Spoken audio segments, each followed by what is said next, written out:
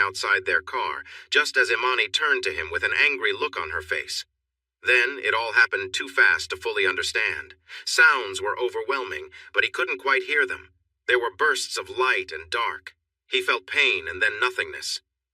A while later, Tyson found himself lying in tall grass, cold water soaking his clothes. Pain rushed back, reminding him that she was gone. "No, no, no!"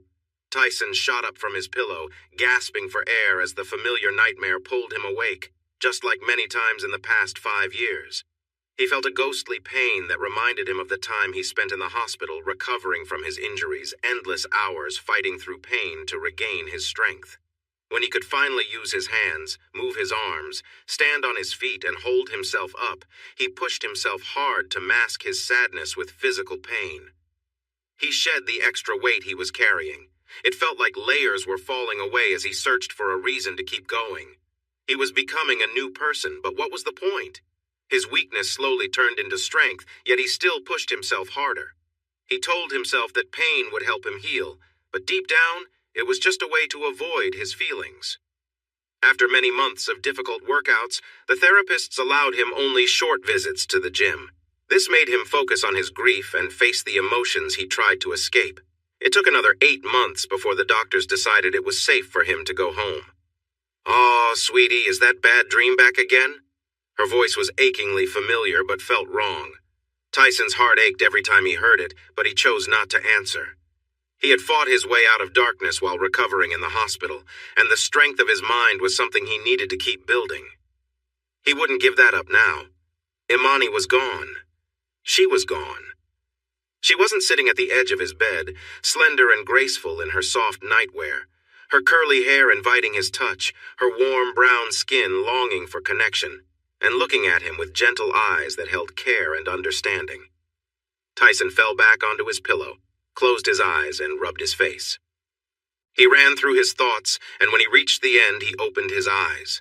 As always, she was gone. The doctors had used many big words while trying to understand his feelings, the crash, and his memories of his mother. Survivor's guilt and post-traumatic stress were the main topics, but they had so many other terms he couldn't recall. He never talked to the doctors about Imani's brief nighttime visits. If he had, he might still be in the hospital. It felt easier to just accept these moments and move on. Besides, he had his other passion, mathematics, to help clear his mind. She started visiting him at night after he worked hard in his therapy sessions. As he lay in bed, his body aching, he imagined she came to see him. From the beginning, he knew to keep this to himself. He learned later what it might mean after being sent home. He read a lot about how the mind deals with losing someone, especially after a sudden event. His struggle to accept her absence, shown by his tears when he woke up, showed that his mind was trying to fill that void. Where there was an emptiness, his mind filled it with her. 5 years was a long time to have these moments, but like his lonely routine and daily habits, he found comfort in what was familiar. Perhaps he just wasn't ready to move on. As it always did after nightmares, his mind drifted back to the night of the party. Tyson hadn't even wanted to go. It was Imani who insisted they leave the house, saying they needed to show support for a man who had been very helpful to Tyson. This man claimed he was the reason Tyson got his job as a math professor at the local university. Tyson knew the truth. It was really the dean's wife who had made it happen. The party was to honor the dean's retirement. Franklin Dunnings was stepping down and looking forward to a relaxing life by the beach in a Central American country. Tyson, Imani, his colleagues, and their spouses were all there for one last celebration before he and his wife began a new journey. Tyson wasn't sure if this new plan was truly what his childhood friend wanted. Ashley Dunnings had lived next door to him for as long as he could remember. They went through school together from kindergarten to college, being the best of friends. But Tyson's amazing ability to understand numbers took him away from their hometown so he could learn from experts at universities around the world. When he finally came back, he found out he had missed his best friend's wedding.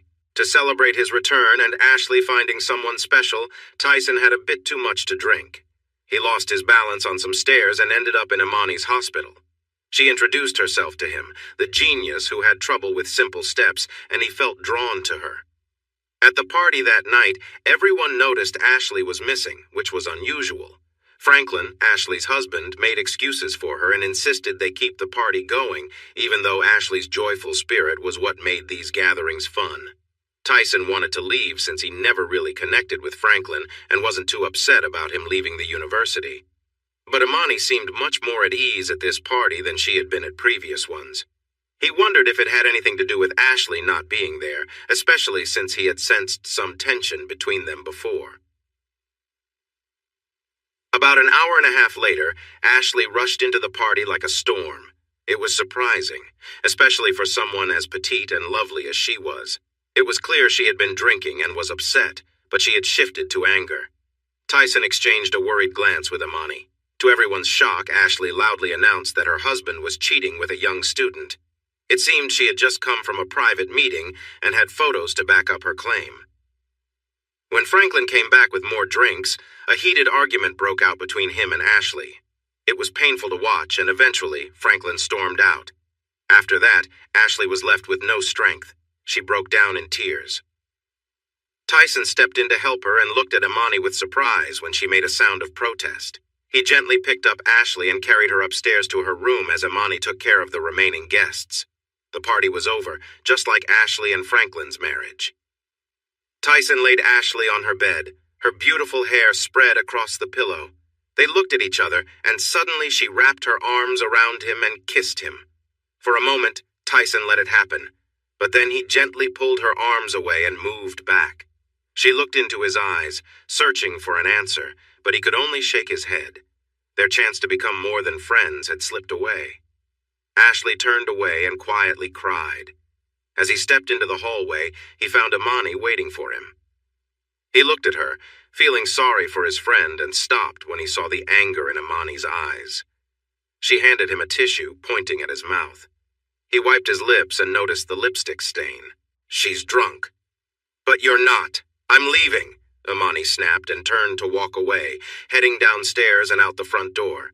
He hurried to keep up with her, worried that her words meant more than they seemed. As he drove them home, he felt her gaze on him. "She surprised me," he said quietly. Silence filled the car. His anger began to rise. He hadn't done anything wrong. He was only trying to help someone in distress.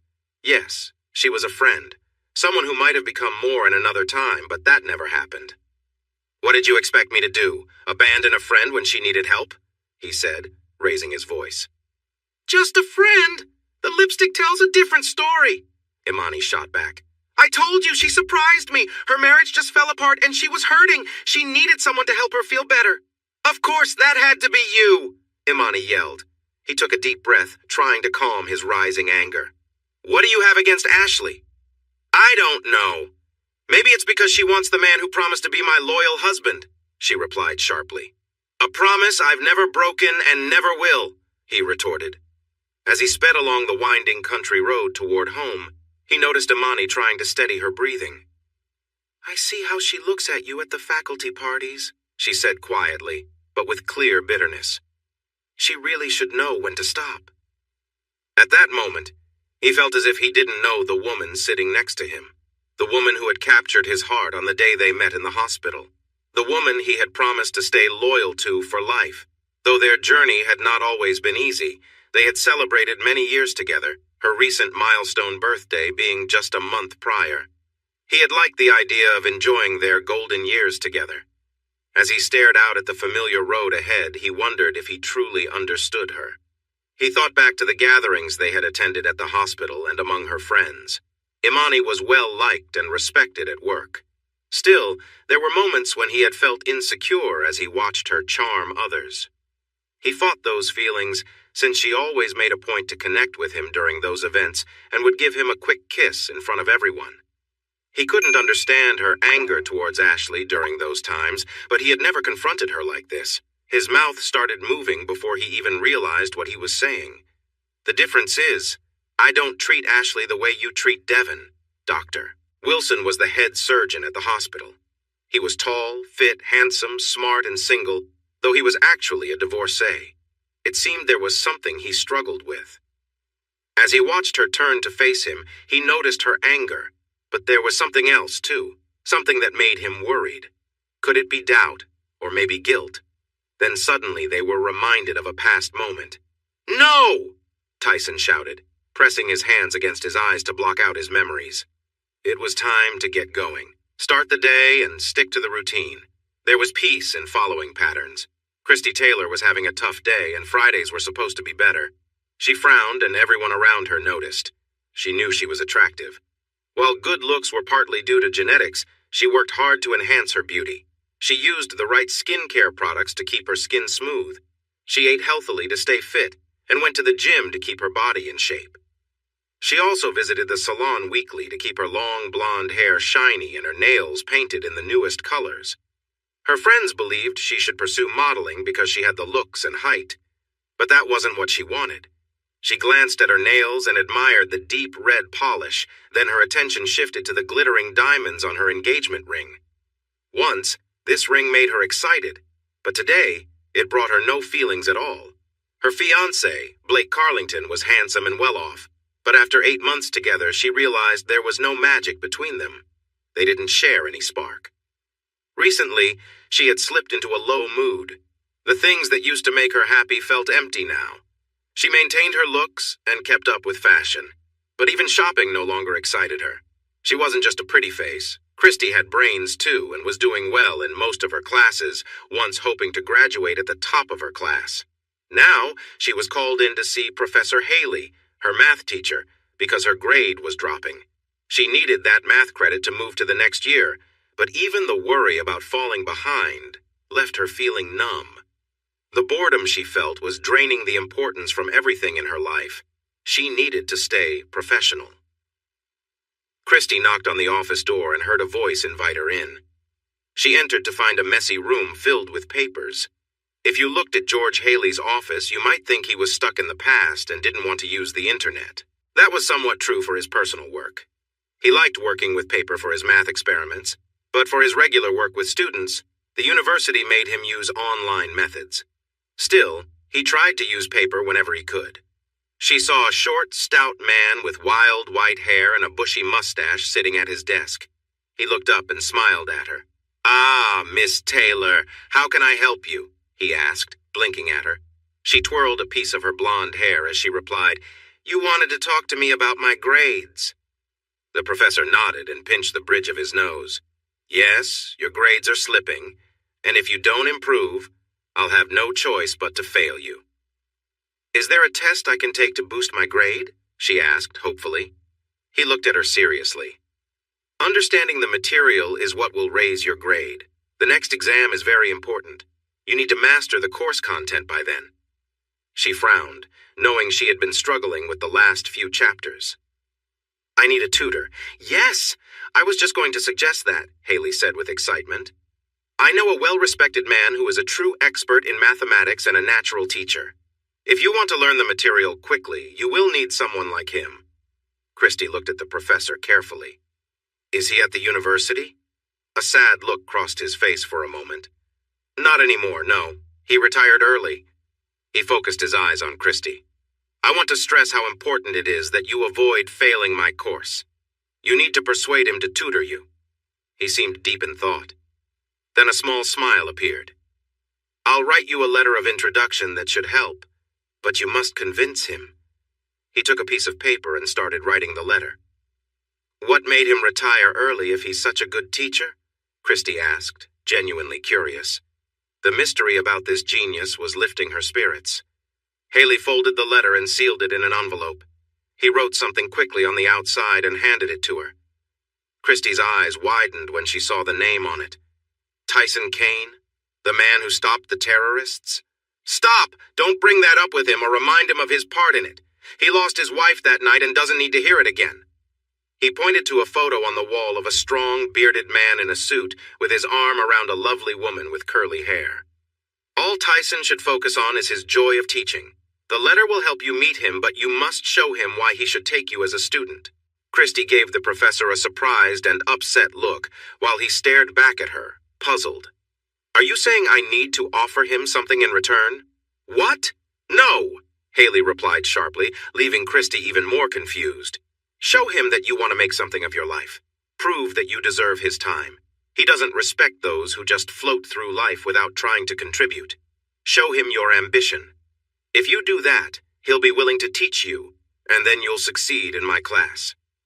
Christy glanced nervously at the envelope, beginning to understand how important this was. "Go see him tomorrow. Do you have plans for Saturday morning?" he asked, and she shook her head. "Thank you, Professor Haley," she said, nodding as she left the office. She headed to the library, determined to learn all she could about Mr. Kane. This was a chance she couldn't afford to blow. George Haley sank into his comfortable chair as the young woman left. He stared at the door, battling with the lie he had written in the letter to his friend, Tyson. He tried to push aside his doubts, believing the small lie was okay if it helped break through the wall Tyson had built around himself. It was a shame for someone as brilliant as Tyson to isolate himself at 58. What young Miss Taylor didn't know was that while Tyson disliked those who wandered through life, he was starting to become one himself. That explained his own view of himself. If George had been religious, he would have prayed for Christy to help Tyson reconnect with the world. He smiled at the thought. It was nice that the young woman resembled Ashley from years ago. But his smile faded as he thought about the woman who vanished during the dean's retirement party. For a time, everyone thought Franklin had done something terrible to her. Then news came out that she had left the country the next day. Much of the money from their joint account was gone, and a law firm in New York contacted Franklin about divorce papers. The man was in a hurry to sign the papers, and soon after, he sold the house and vanished into the forests of Central America. Now, Tyson felt the loss of his best friend, just like he felt the absence of his wife. George tried to help, but he just couldn't reach him. Maybe he needed a softer touch. Miss Taylor had plenty of that.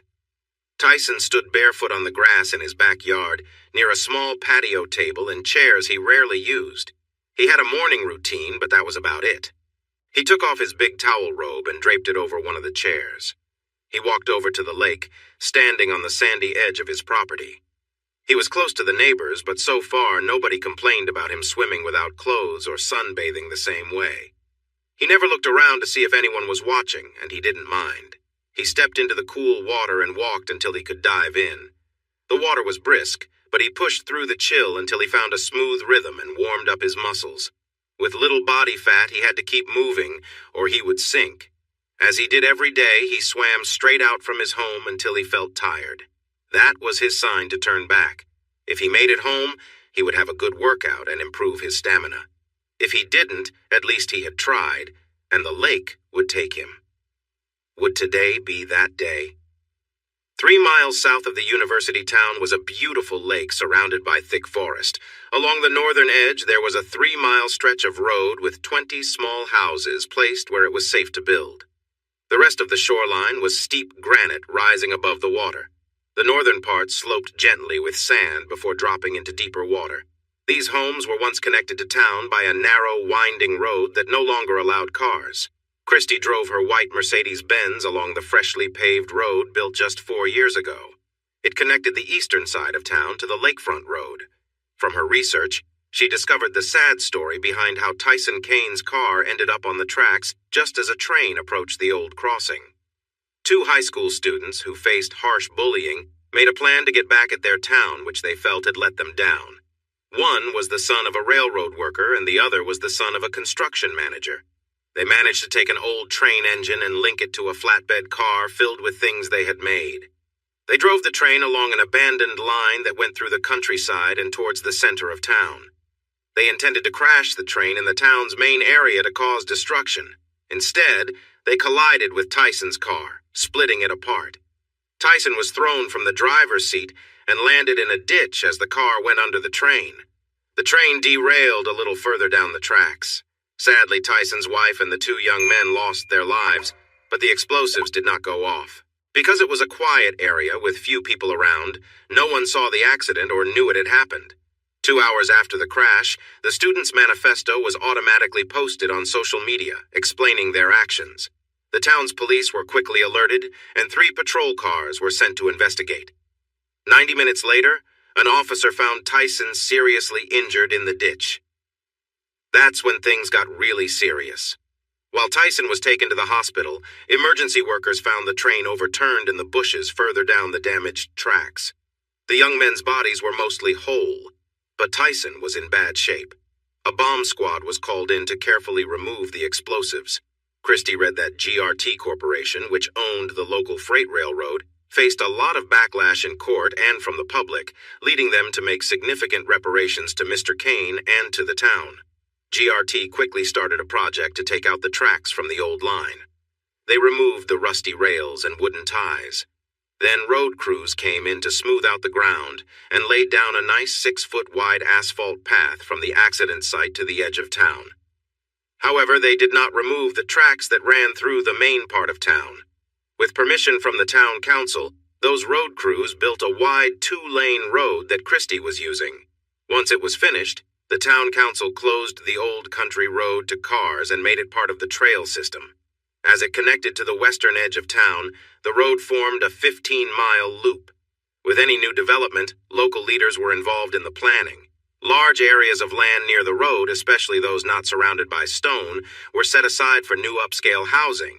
Neighborhoods full of big homes began to appear. One good thing for the people living around the lake was that the land south of the old train track still belonged to GRT. They stopped any new building there. The rules for those who owned lakefront property meant their homes would stay unchanged, so no new houses would be built on the lake. Once Christie learned more about the man, she looked into his background and found evidence he was indeed very smart in math. He had an excellent education, and his work at the university made her wish he was still there. Some had called him a big, friendly teddy bear while also being a math expert. She went through old photos at the university to see how he had built this reputation over the years. He had been 53 at the time of the accident and was a big man then. Now, at 58, she imagined he may have become heavier and needed help to get around because of his injuries. Still, she needed his brilliance to help her overcome her current struggles. While driving past a neighborhood of large houses, Christie shook her head. The land around them seemed empty. She believed they should have planted big trees around the homes like they had in her parents' neighborhood. Ahead, she saw the trail crossing the new road and noticed no cars coming from either direction, so she drove over the bump and entered the woods. A short distance in, she turned onto the old road by the lake. Christie looked at the envelope again to find the house number she needed. Tyson's place was closer to the other end, so she continued on, enjoying the view. All the homes faced the lake and many had gates, which seemed unnecessary since they were already open to the lake. Thankfully, all the houses were one story and blended well with the surroundings. Some were wider to make up for not having a second floor. Eventually, as she neared her destination, she slowed down and turned into a gravel driveway. There was no other car there, making her worry that he might not be home. The house was lovely. It was a cozy, ranch-style cottage nestled among the trees with many unique and thoughtful design features. She almost expected to see tiny creatures flying around the beautiful gardens near the home. Turning off the engine, she stepped out and took a deep breath of the fresh morning air. It felt so clean. She looked at her outfit one last time. She wore her best business clothes, a red silk blouse, black slacks, and low-heeled red leather shoes that matched her top. She chose a top that didn't cling too tightly, as she wanted to keep the focus on her skills rather than her appearance. With no pants that were more flattering, she opted for black, hoping to minimize her curves. Taking a deep breath to calm her nerves, she prepared for her speech as she walked up the 3 steps to the front door. She pressed the doorbell and heard a faint sound from inside. After a moment of silence, she pressed the doorbell again. Still nothing. Christie had not planned for this situation. She had many ideas for impressing him, but none for a situation where he might not be home. Standing at his front step, she glanced around. Maybe he was visiting a neighbor? The empty driveway and garage suggested he was out. "Come on, you can do it. Don't give up." The morning was still, and her soft words drifted over to her left. She turned to the neighbor's house and noticed a single-story home with a rooftop deck. An older woman with white hair was looking through binoculars at something on the water. Curious, Christie stepped down the stairs, walked to the side of the house, and saw a gate leading to the backyard. There was a small sign saying private, but after a moment, she decided to walk through anyway. The path went between the house and a tall hedge to the backyard. As she moved closer to the water, she realized the house was much bigger than it looked from the street. Suddenly, she heard coughing and gasping and turned toward the water. A man was trying to climb out of the lake. He managed to get to his feet and staggered a few steps before falling to his hands and knees, trying to catch his breath. She felt a strong urge to help. A loud cry came from him, and she paused at the corner of the house, watching as he slowly pushed himself up again. He was unclothed. He stood there, eyes closed, breathing heavily to regain his strength. Once he seemed a bit more steady, he began to walk out of the water toward the house, running his hands through his long black hair to squeeze out the water. That made the gray patches in his hair stand out. Christy felt uncertain. She was there to meet the professor who loved teddy bears, but a very fit man was at his house. She noticed his strong physique. His muscles were well defined, but he was not bulky. His skin looked smooth, and she spotted a slight limp, which indicated he was favoring his left knee. It looked like he had a scar there, suggesting he had knee surgery. As she looked around, her gaze fell back to him, but she tried to focus on his face. She didn't realize he had stopped until he spoke. "Who are you, and why are you here?" His voice was deep, and he sounded angry. Christy instinctively stepped away from the building and into the backyard. "I'm Christy Taylor. I need to talk to Professor Kane." The man frowned and walked toward a chair with a robe on it. He didn't try to hide himself, so Christy forced her gaze back to his face. She looked for any hint he might find her interesting, but all she saw was annoyance. He picked up the robe and put it on, tying it around his waist, then looked at her again. "No one by that name is here. Leave." "Professor Haley told me he lived here. He sent me to find Professor Kane," she said, feeling bolder now that he was covered. The man paused, showing a hint of discomfort. "George Haley." "Yes, I have a letter from him for Professor Kane," she replied, feeling hopeful that she could get information from him. Perhaps this was a relative of the professor. He looked like he might be in his late 30s to early 40s, with some resemblance to Professor Kane. He extended his hand and she glanced at it, then at his frustrated face. "Give me the letter," he said with a growl. Christy frowned. "No, I have to give it directly to Professor Kane. And I told you there's no Professor Kane here. That's me, Tyson Kane. Hand over the letter." Her eyes widened as she realized who he was. He gestured for her to give it to him. You can't be him." He looked confused. "What do you mean?" "Of course I am. But he's almost 60. You can't be that old," she said in surprise. He let out a small laugh before his expression turned serious again. "I don't have time for this. If I'm almost 60, just give me the letter from George or leave." "If you are him, why did you say there is no one by that name?" she asked, still firm. His frown returned. "I told you there's no Professor Kane here. That man passed away 5 years ago. I haven't taught anyone since that night." His face showed that he had seen terrible things. Christy's jaw dropped. Suddenly she believed him. This was Tyson Kane, but he looked so different. She had to admit that he looked much better now. Teddy bears are cute, but this was something else. Her eyes took in his long black hair now drying down his back. The gray at his temples stood out more. He didn't have those in the old pictures. The letter? She flinched and then reached into her purse to hand him the envelope. He took it from her and looked at the writing on the front. With a deep sigh, he opened it. Christy let her gaze wander over him while he was distracted. She hadn't felt a spark of excitement in a long time. Tyson unfolded the letter slowly. The handwriting was definitely George's.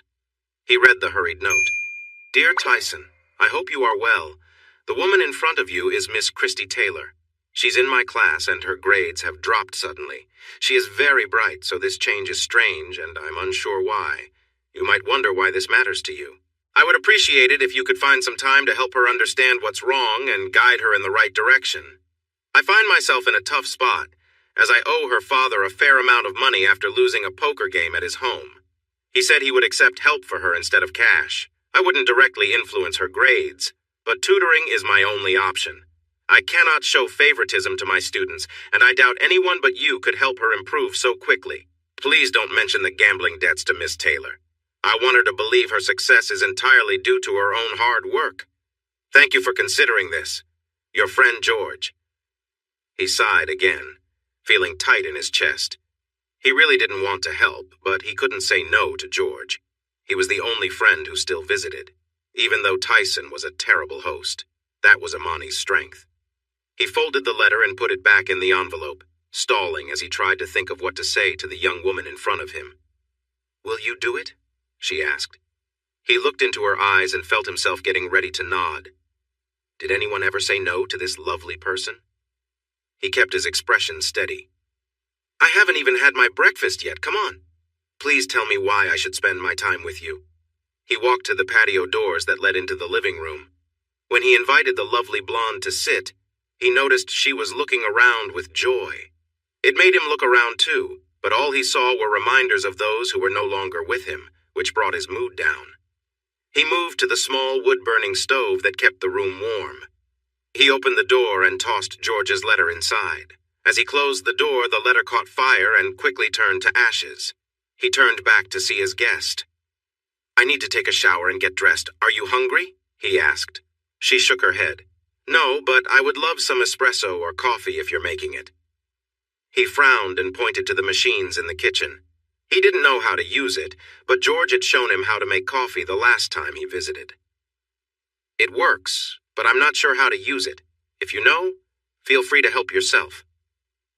Tyson walked away without checking if she needed anything.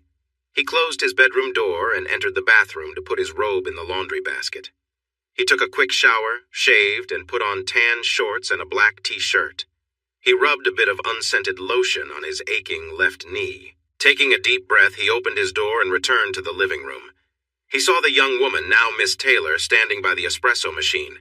It was making sounds, so he figured she knew what she was doing.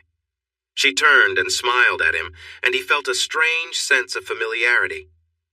"This machine is great, much better than the one at my parents' house," she exclaimed.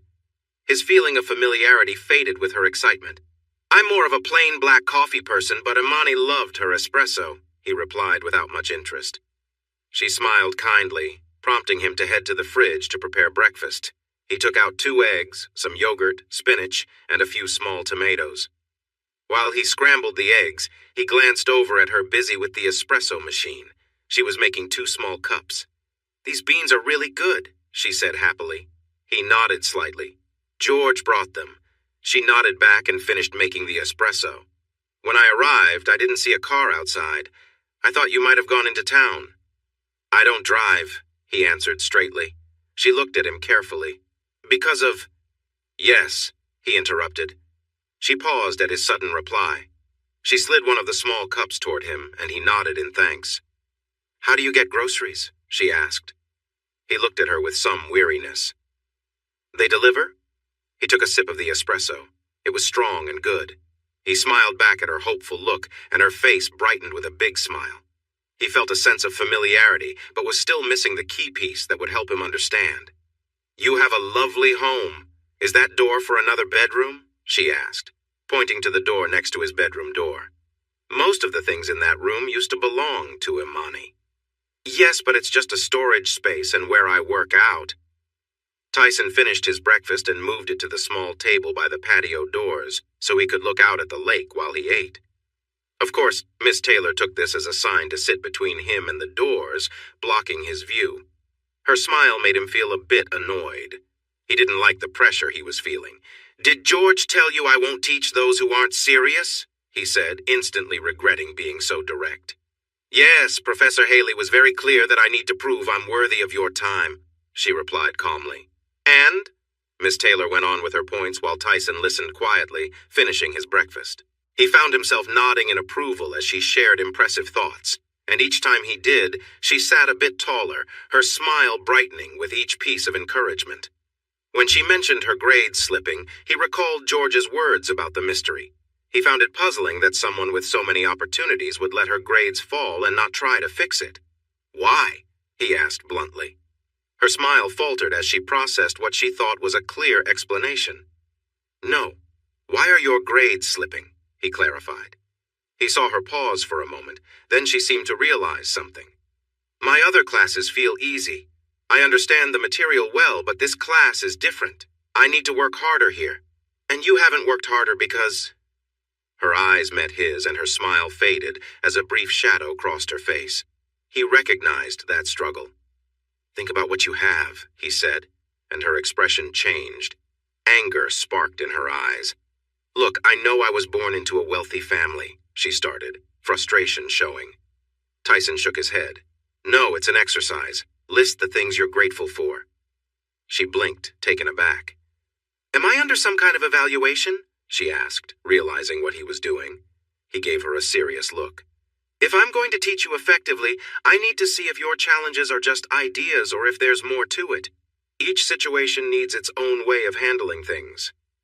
He wanted to tell her he was not ready to deal with someone else's problems, but he kept quiet.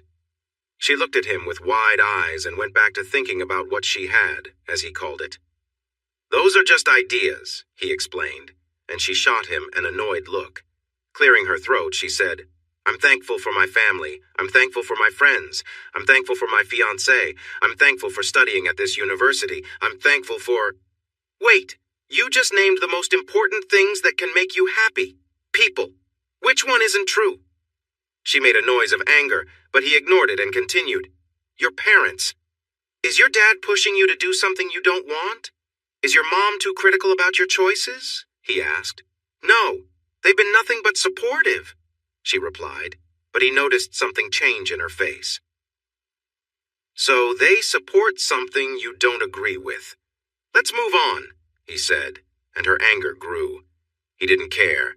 He felt he had nothing to lose. He understood why George wouldn't change her score. Tyson was also protecting his integrity as a teacher, even though he didn't want to go back to that job.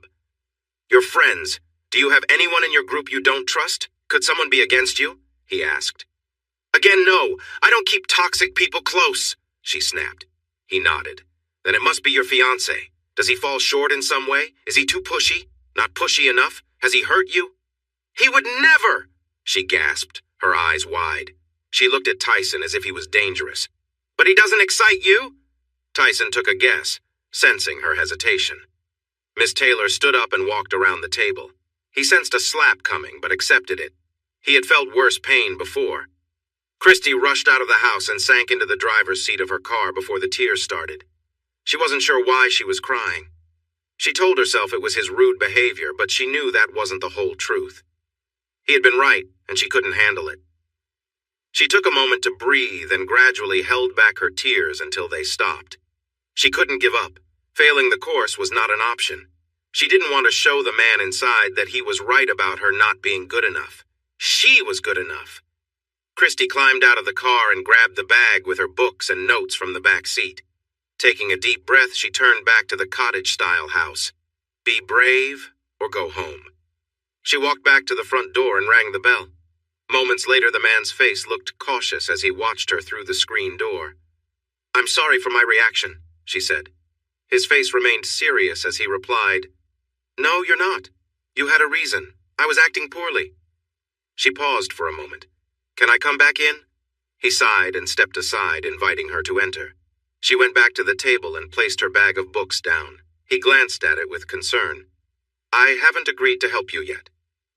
You found out the problem that is affecting my grades. Only part of the problem has been addressed. Recognizing it is a good start, but you need a clear plan to fix it, or it will keep holding you back, he suggested. I'm calling off the engagement, she declared, surprised by how freeing those words felt. A weight lifted from her shoulders. Tyson's eyebrows raised in surprise. That seems a bit much for a minor issue. You could consider talking to someone about it. She frowned and shook her head. It's not just that. She thought for a moment, and with the decision to end the engagement made, the truths she had hidden from herself came forward. I think it's because we are too similar. Our lives are too alike, and we like the same things. Without differences, there are no sparks. It would be easy to be married to Blake, but I think I would be bored or feel tempted to stray. I'm sure he would, too.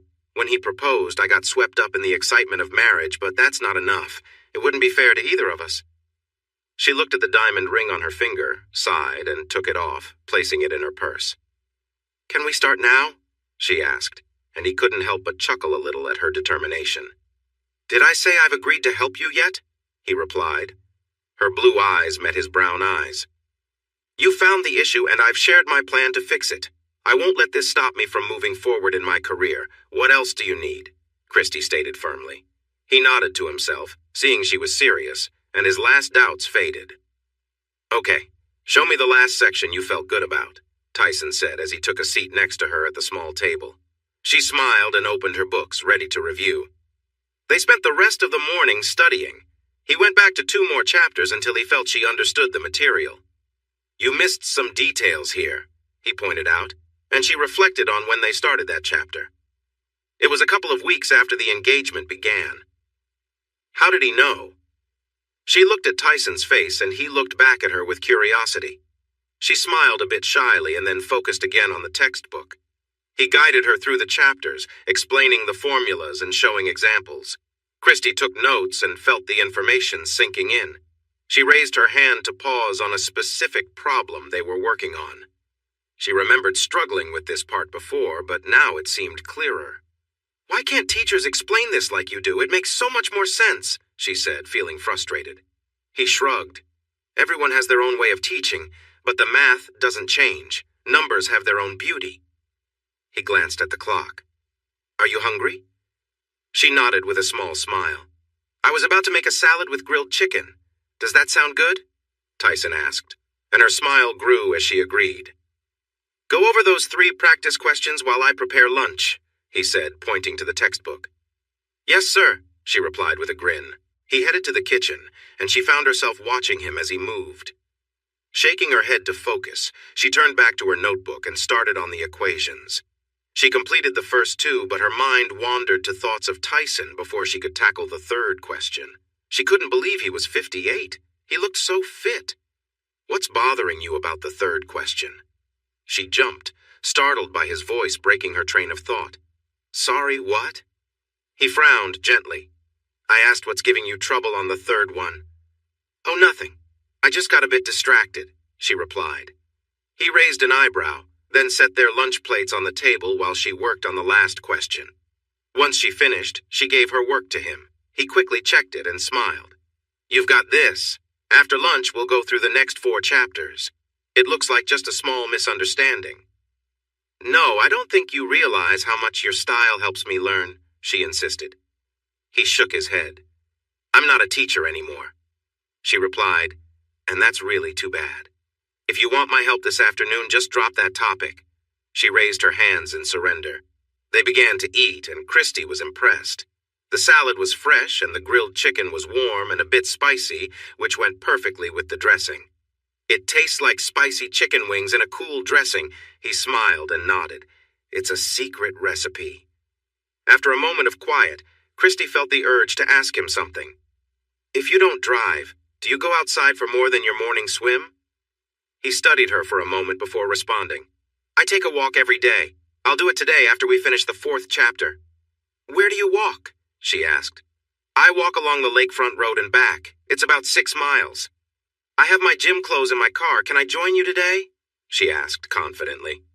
He looked into her eyes, which were filled with hope. He seemed unsure and hesitated a moment, but finally said, "Okay."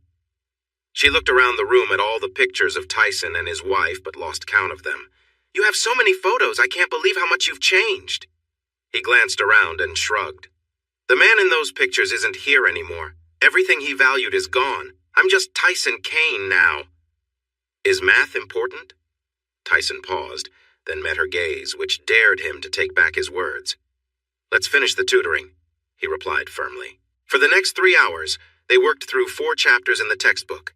Christy took careful notes and asked a lot of questions. He remained calm and patient, and she gradually relaxed. When they finished the last chapter, she closed her notebook with a pleased sigh. "I have an extra chapter covered beyond what the university is teaching, and I understand the methods and formulas. I'm going to do great on the next test. I feel it. Thank you so much." He nodded at her but looked away, troubled by her smile. "Are you ready to take your walk?" Christy asked. He stood up and stretched. "Yes, I just need to get changed." "Let me put my books away and get my gym clothes," she said, jumping from her chair. She quickly packed her books into her bag and rushed outside. She switched bags in her car and returned with her gym duffel. "You can use the guest bathroom to change," he offered, and she went inside. Once the door was closed, she smiled to herself, feeling playful. He wouldn't know what to expect. Tyson watched the bathroom door close and wondered how he ended up in this situation. It was George's idea to send her his way. She was attractive, and her outfit suggested she took good care of herself. He frowned, reminding himself that she was young enough to be his daughter. Shaking that thought away, he went to his bedroom and put on his running gear. He wouldn't be running that day since his knee was bothering him, but he slipped on some comfortable socks. He returned to the living room, locked the patio doors, and grabbed his keys. He sat on the bench by the front door and put on his running shoes. He heard a sound and looked up. His jaw dropped, and he froze as she walked toward him. He noticed her colorful shoes next to her bare ankles. Her yoga pants fit closely, showing off her shape. They had bright patterns of parrot feathers from her ankles to just above her knees. Above that, the pattern changed to an orange, gold, and brown design that hugged her legs nicely. Her flat stomach was toned and visible from her waist up to the matching sports bra that fit her well.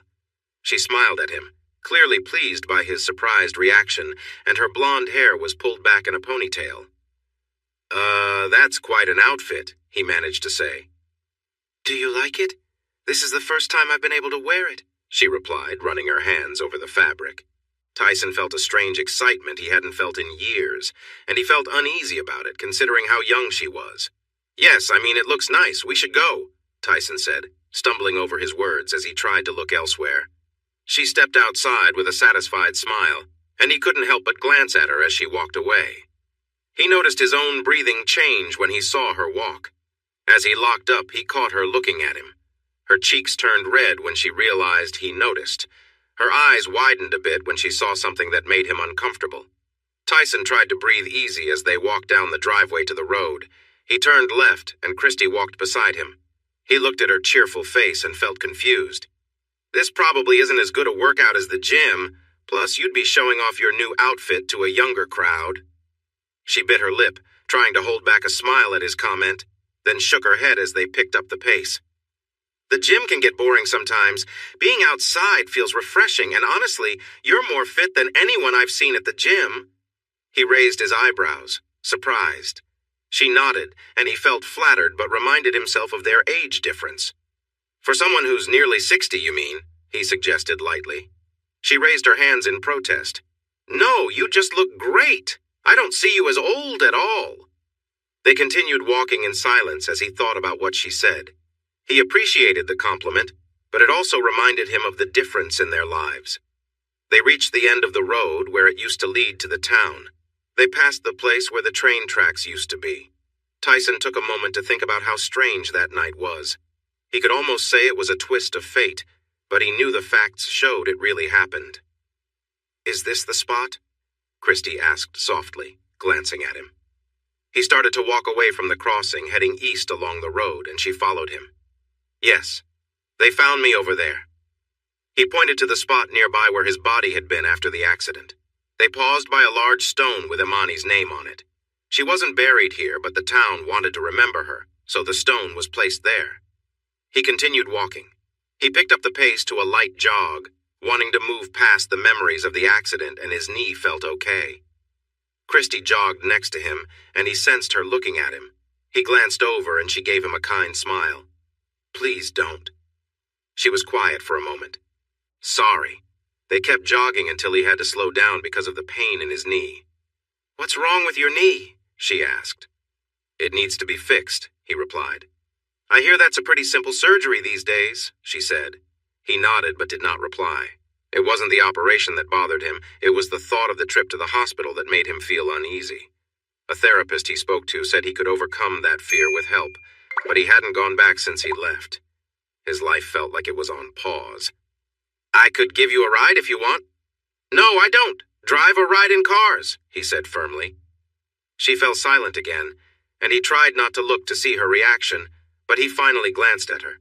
It wasn't disappointment, it was pity, which felt worse. "Don't! I don't want your pity. I don't need it," he said sharply, though his voice wavered, showing his real feelings. He felt quiet.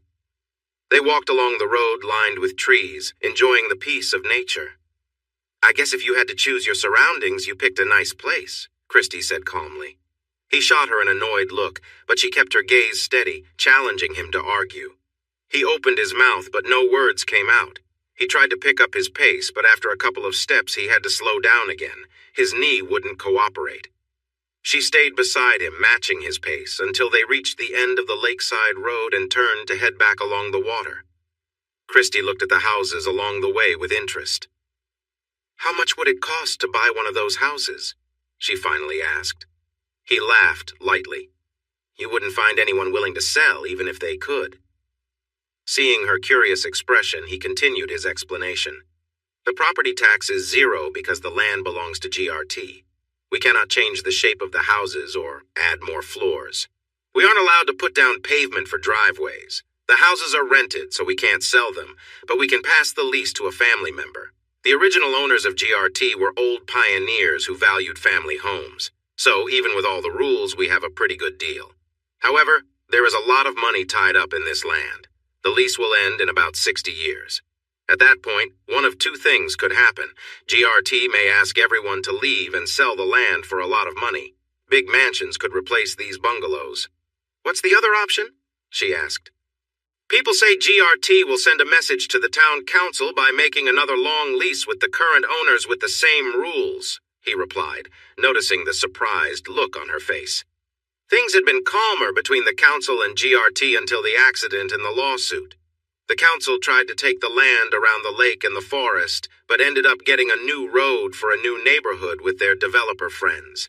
This created more bad feelings between them and GRT. "So those houses I saw on the way in are mostly owned by members of the town council," he said with a serious look. They walked on as Christy appeared deep in thought. "Blake's mother is on the town council and his father is a real estate developer," she finally said.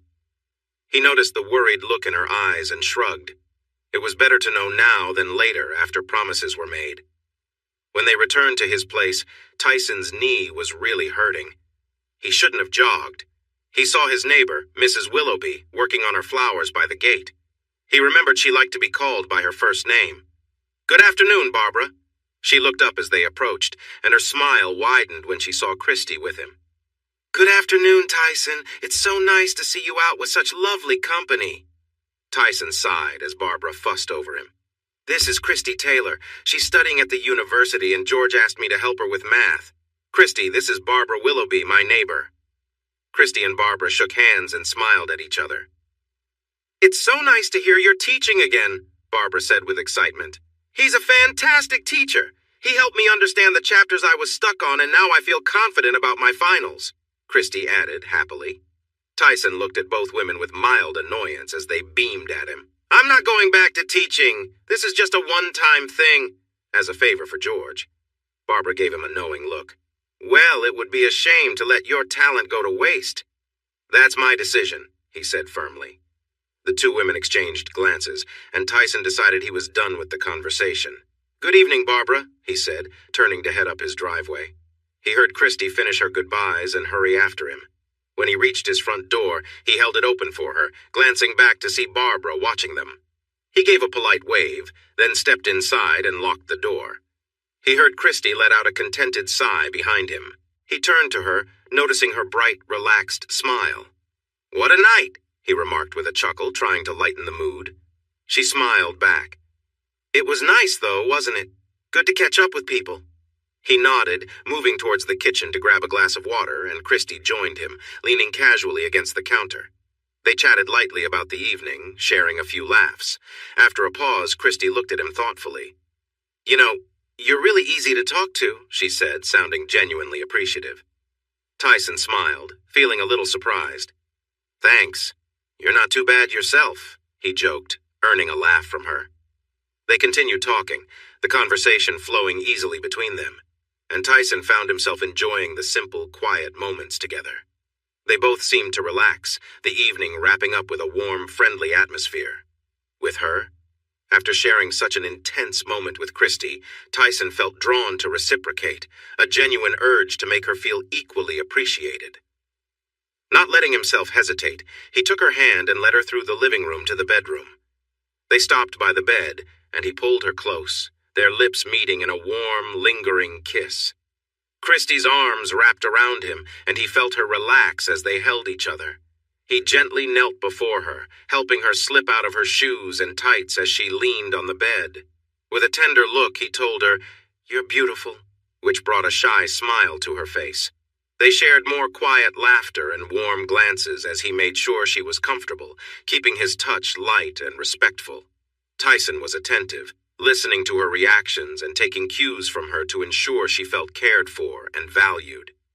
As their connection grew, Christie responded with warmth and affection, clearly appreciating his gentle and caring approach. They spent a quiet, tender moment together, simply enjoying each other's company. When they finally lay side by side, they both felt a sense of closeness and peace, savoring the calm after their eventful evening. Her hand rested on his as they both shared a quiet, lingering moment of closeness. After a while, she leaned back, catching her breath as she calmed down. Tyson stood up, watching her rest, his thoughts swirling with sudden clarity.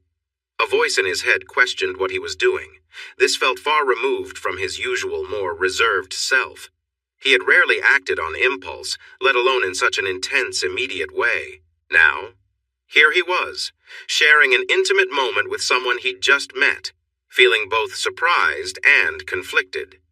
He thought about the differences between them: age, life experiences, even values. It was true he had been alone for several years since losing his wife. He wore his wedding band out of habit, but he'd never really thought about moving on. While he didn't owe his loyalty to anyone anymore, he felt a vague sense of guilt, as if he'd crossed a boundary he hadn't known was there. Is something wrong? He glanced over at her, noticing her warm, curious gaze as she rested on her elbows. He hesitated, unsure how to put his mixed feelings into words. I'm not sure why I acted this way," he admitted, feeling a bit lost in the moment. She gave him a reassuring smile.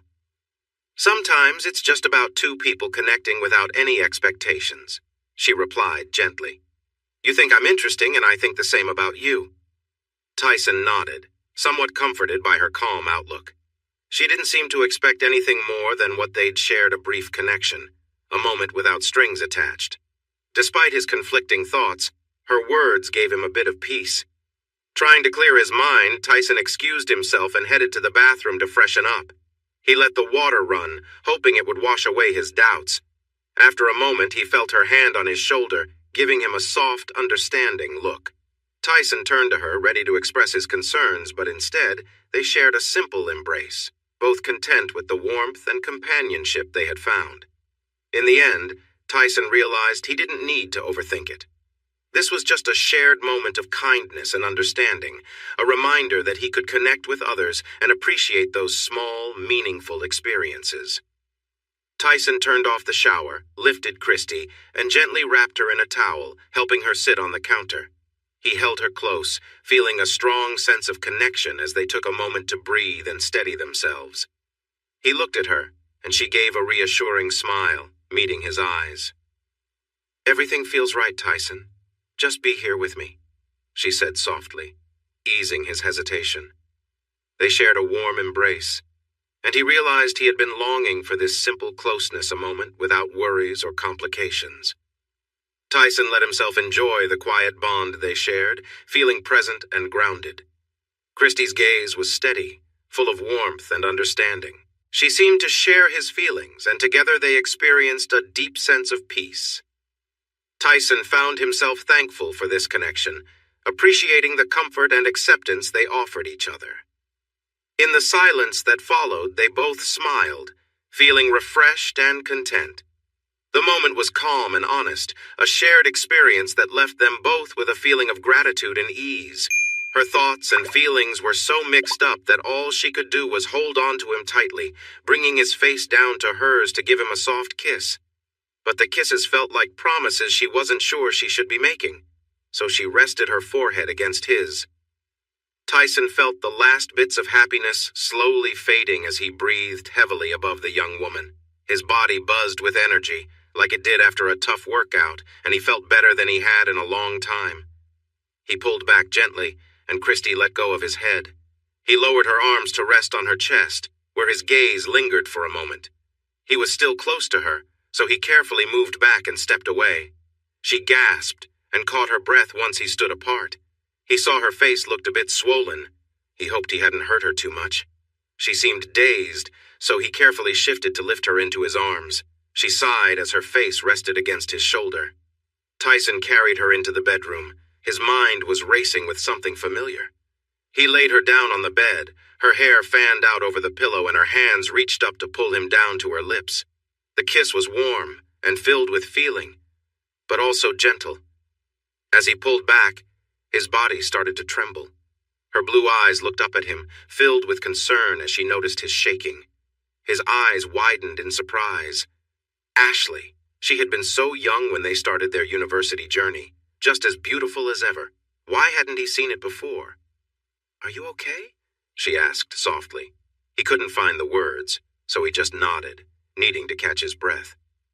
Tyson found himself standing by the lake, the cool breeze giving him chills. He didn't know how he got there. She really is lovely. That familiar voice again. He looked up at the sky where dusk was starting to fall and realized she was early. Turning to the right, he saw Imani standing nearby, almost close enough to touch. He wanted to, but knew he shouldn't. The breeze lifted her hair from her face, and she looked at him with sad eyes. "The lake doesn't want you." He stepped back, her words feeling harsh. "The woman inside does?" He blinked in confusion, then turned his eyes toward the glass doors. Inside, wrapped in a comforter, was Christy. "What do—" He looked back at Imani, but she was gone. The fact that he had tried to speak to her shook him more than he wanted to admit. He shivered again and turned away from the dark waters. His legs moved him across the yard to the house, and his hands opened the door to lead him inside. Worried blue eyes met his brown ones. He felt the urge to share his thoughts and gave in. "She said the lake doesn't want me." Christy's gentle hands rested on his chest, feeling the coolness of his skin. She opened the comforter and pulled him close, sharing her warmth. They stood facing each other. "Who said that?" Christy asked. He looked into her eyes and saw kindness. He hesitated to answer, but deep down he felt that everything would be all right.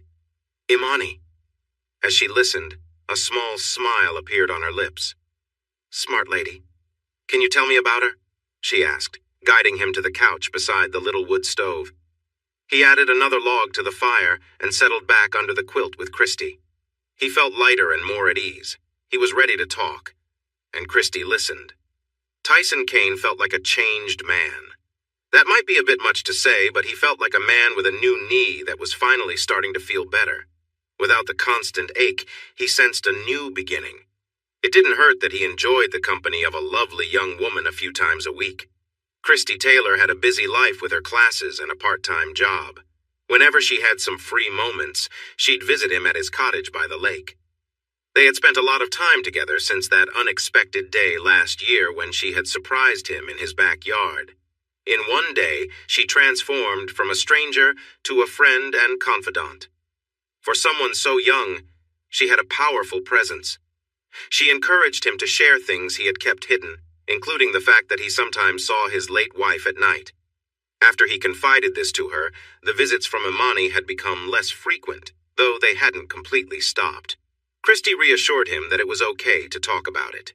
She believed it might mean he had some feelings to work through regarding his wife, especially since their separation had been abrupt and during a disagreement. This made sense to him. If she had suggested anything strange or supernatural, he would have pushed it away. Tyson chuckled to himself. He could hardly believe he would turn away someone like Christy, who brought light into his life. She had shown him new ways of connecting, but he noted that her favorite moments were simple yet meaningful, sharing laughs in cozy spaces. Catching himself lost in thought, he shifted his focus to more everyday matters. He turned into his driveway after a walk along the lake, heading straight to his backyard and stopping at the water's edge. He realized how much he valued Christy's company. He understood that he had become quite withdrawn during the 5 years after the accident. A 59-year-old man and a 22-year-old woman didn't have much in common at first, but they found comfort in sharing their thoughts about current events, even if they often disagreed. He was learning to truly listen to her and understand her words, while she was also trying to understand him better. They would talk about their daily lives. She shared stories about hers, while his routine remained mostly the same day after day. Last year, Christy began helping him improve his living space with small changes he could accept. Over a month, he noticed that she had started putting photos of them in some of the frames around his house. The original pictures showed him and Imani, or just Imani. Christy kept some of his favorite pictures of Imani, but moved them around. She also included some cheerful photos of herself in more noticeable places. Christy also convinced him to go through a significant change. He had knee surgery. She helped him get to the hospital, and after a few days, he returned home, still feeling a bit sleepy from the medicine. Christy worked with his neighbor, Barbara Willoughby, to check on him frequently during his recovery. Later on, he saw pictures of Barbara in some frames and wondered who had moved them. His knee recovery took a while, but he was used to dealing with pain, so he kept going. Today, he was pleased to have walked 6 miles at a good pace with only a little discomfort in his knee. He had asked his doctor when he could start jogging again, but the doctor told him to sit still while he tested his knee. Jogging wasn't recommended yet, so for now, walking quickly would have to do, but he wanted to do more. The waves looked calm this morning. He had already gone swimming in the lake earlier. It was still his routine to swim out and back once, but now he didn't wait until he felt completely worn out before returning. Imani had told him the lake was not welcoming, and her words had scared and embarrassed him, making him cautious about pushing his limits in the cold water. Now he swam back just as he began to feel tired. He was done risking too much with the lake. With a sigh, he turned away from the beautiful blue water and went inside for a shower and breakfast. After that, he'd do another new thing that Christy encouraged him to try: checking in with his math friends on an online discussion board. It took a few weeks to get past all the surprised messages about him being alive, and then the condolences for his wife's passing before conversations about math could continue. Now he had a few regular friends he stayed in touch with. It wasn't the kind of lively chat most people loved, but he found it enjoyable.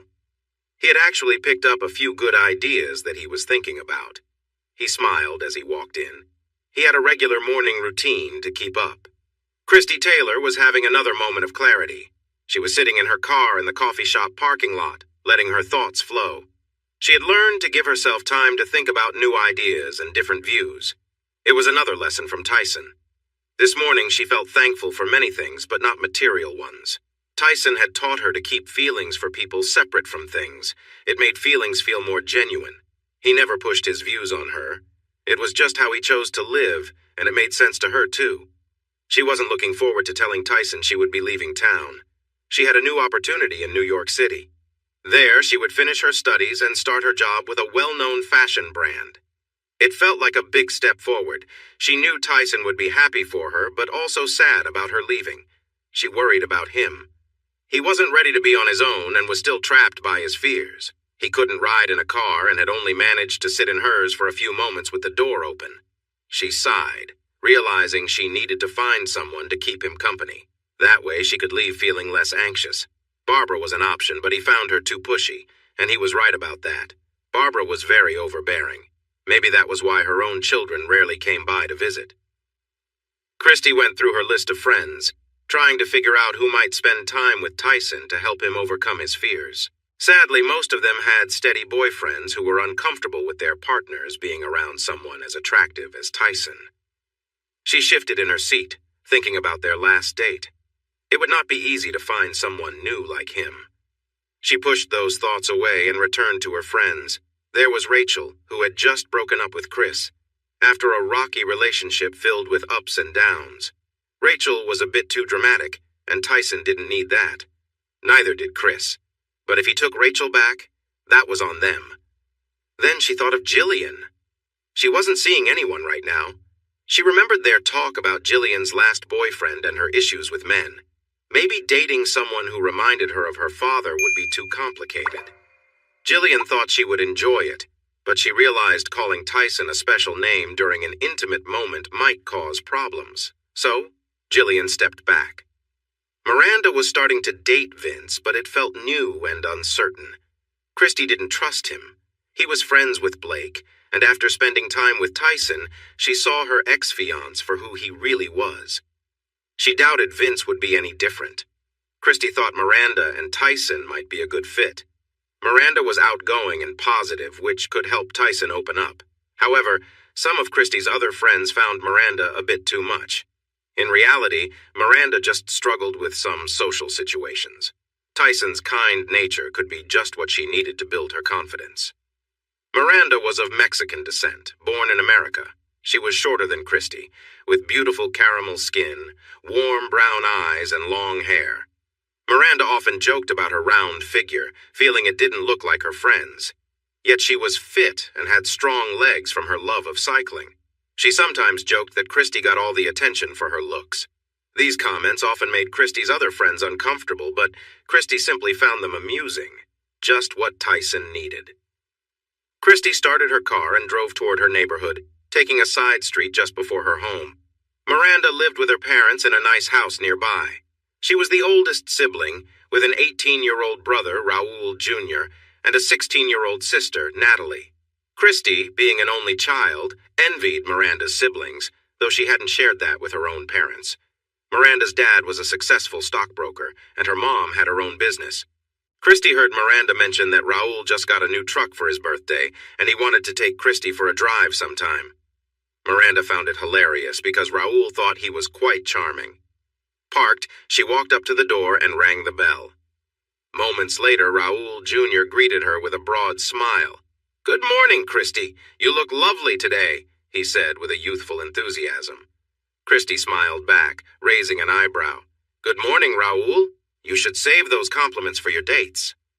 "Christy, ignore that guy and come back to the kitchen," Miranda called from the other room.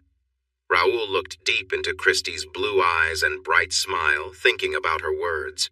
She could sense he might be wondering if she thought he was attractive enough to date more than one person. As she walked past the fit young man, she guessed he'd spent many hours at the gym. Perhaps that contributed to his overconfident attitude. She entered the kitchen, aware that Raul was watching her. "Junior, stop staring at my friend! Don't be so immature!" Miranda scolded, drawing Christy's attention. "I'm not! And don't call me Junior!" he retorted. Trying to regain his cool, he added, "Besides, women like it when a guy shows he appreciates them." Christy frowned, shaking her head to indicate he was mistaken, and he looked embarrassed. "I can introduce you to someone who really knows how to treat a woman right," she suggested. Raul's smile returned. "Is this the secret boyfriend you never want to show us? The perfect guy?" Miranda asked, her tone sharper than she intended. Concerned for her friend, Christy turned to Raul. "Can we have a moment alone?" she asked kindly, and he nodded, recognizing that his sister was upset. Miranda took Christy's hand. "Never mind, let's go to my room." Christy followed her upstairs to her cozy room. When Miranda closed the door, her eyes filled with tears. Christy opened her arms and Miranda hugged her tightly as the tears flowed. "What happened?" Christy asked gently as Miranda's tears began to subside. Miranda's sadness turned into anger. "Vince is really awful." Christy was not surprised to hear this, but kept her expression neutral. "What did he do?" "The day after we were together, he broke up with me in a text, and then he posted a picture of us with a cruel caption." "What?" Christy exclaimed in disbelief. "Eventually he took it down, but by then everyone had seen it. It was so embarrassing." Miranda started crying again. Christy felt anger boil within her as she comforted her friend. If she could get a screenshot of the post before it was taken down, she would definitely make sure the school administration knew about it. Getting Vince removed from the university for this would be a good step. She was determined to make it happen. Miranda composed herself and looked at her friend with a fierce determination. "That's it! No more dating until I graduate. There are no decent guys at this university." Christy smiled and nodded, feeling hopeful for her friend. "Does that mean you might be able to check in on a friend of mine from time to time?" Miranda wiped her eyes with a tissue and looked at Christy, confused. "A friend?" "Tyson Kane." Miranda's confusion deepened. "Wait, I know that name." Christy sighed. The train incident. Yes, that's right. He stopped the train. Oh, his wife died and he got hurt. You've been helping him recover? Miranda gasped. An image of Tyson popped into her mind and her cheeks turned warm. Not exactly. He was mostly better by the time I visited him for math tutoring. She shook her head to refocus. He lost his wife in that accident, and he barely made it through himself. He's been really shaken up by what happened and still struggles with anxiety. I've been trying to get him to come into town, but he can't sit in a car without stress. I had to help calm him down a lot to bring him in for knee surgery. Miranda looked at her in surprise. This was a whole new side of her friend. A big smile spread across her face. What? Christy asked, sounding unsure.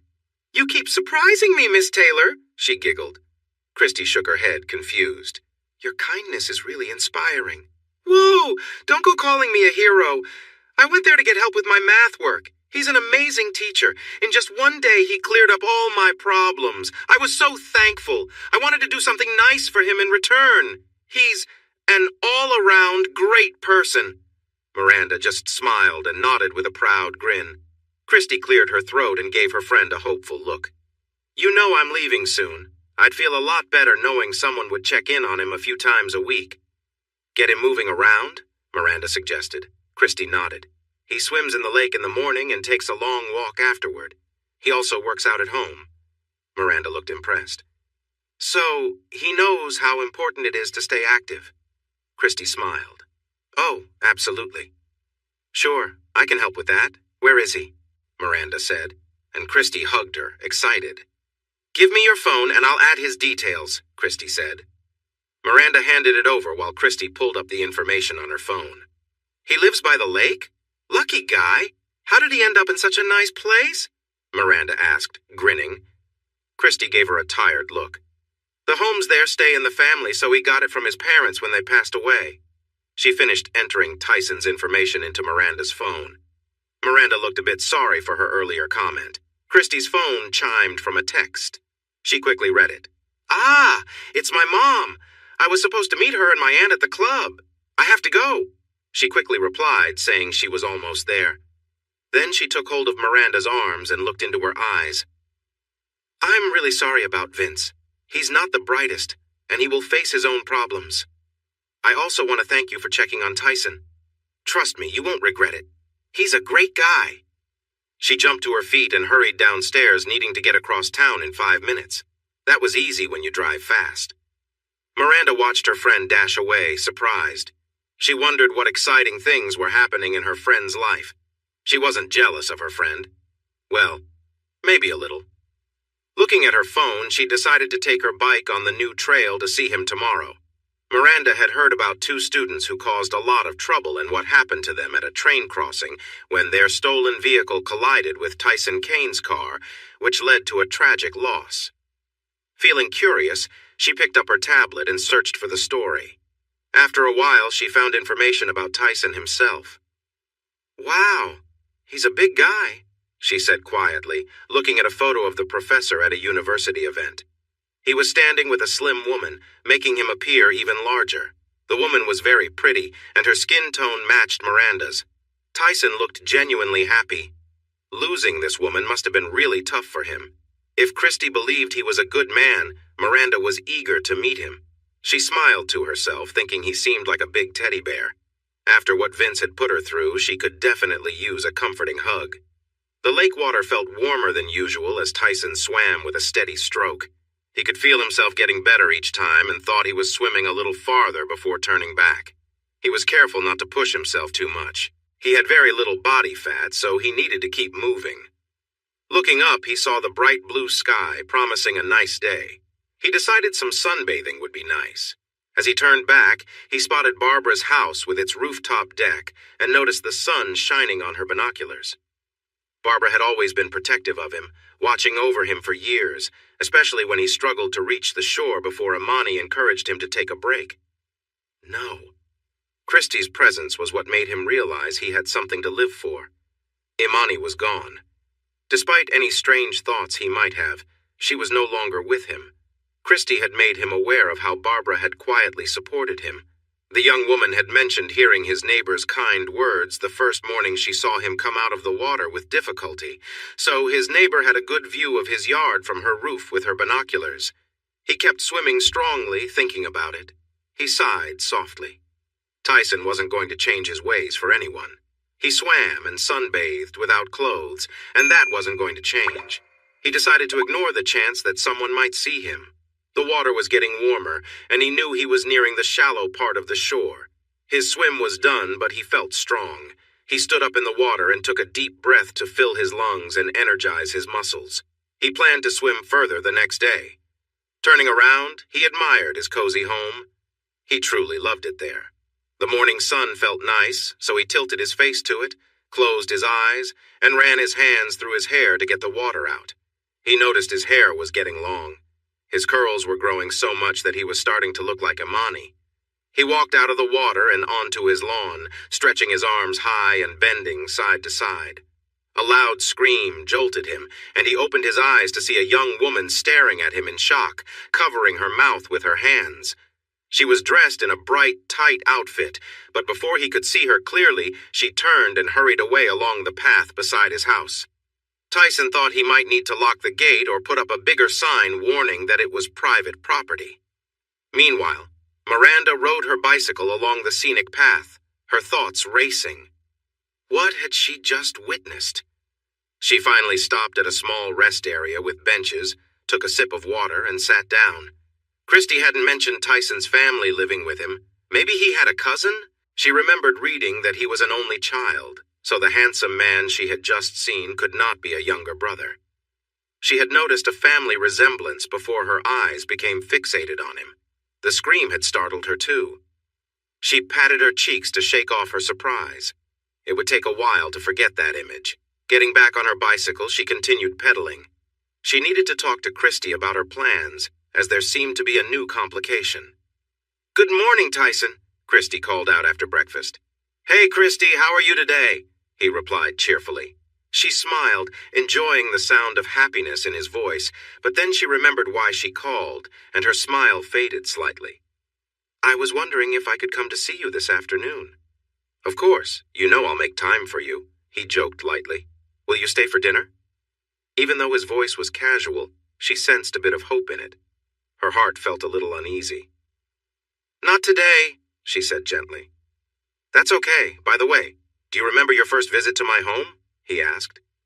The change in topic surprised her, but her smile returned. "How could I forget that day?"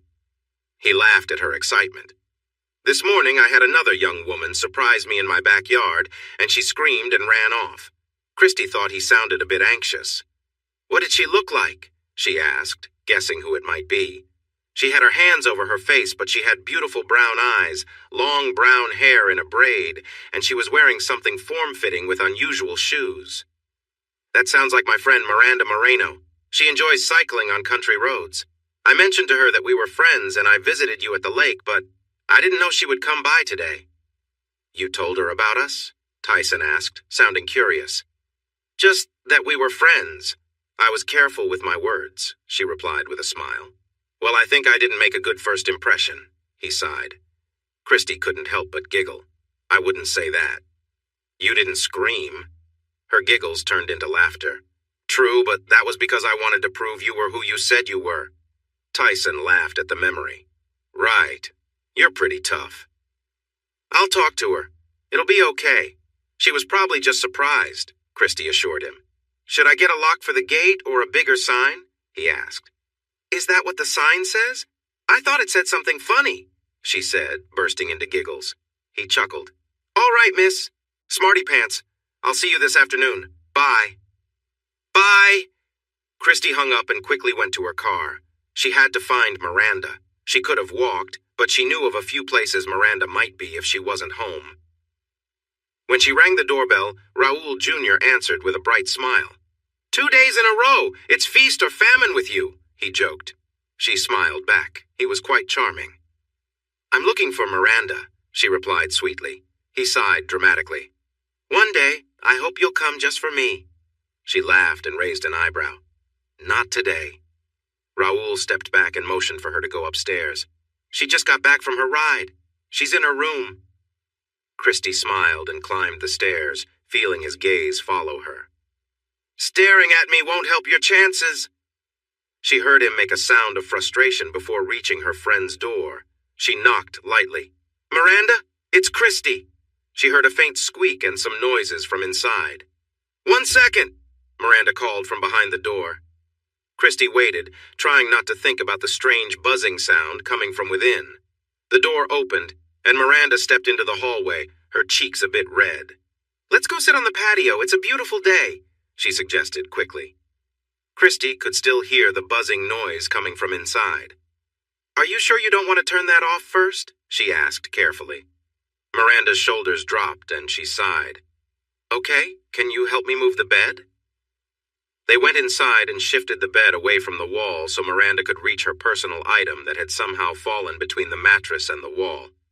She turned it off and put it in the drawer of her bedside table. After they pushed the bed back, they sat facing each other. Miranda's face looked flushed. "I hear you had an interesting visit at Tyson's this morning," Christy started. Miranda's eyes widened. "You didn't tell me Tyson had family living with him? A nudist family at that?" she exclaimed. "Oh, you saw him without clothes?" Christy said with a big smile. She was enjoying this moment. "Saw him? He walked out of the lake like he was some kind of angel. He's beautiful." Miranda sighed.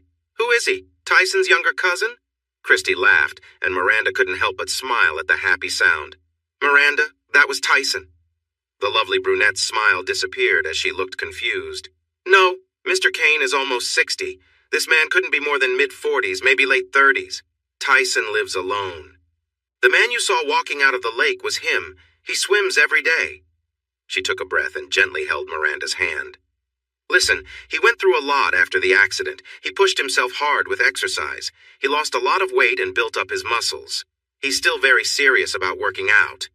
Miranda stared at Christy, her eyes widening with understanding. "It's him! He's your mystery friend," she gasped. Christy smiled softly.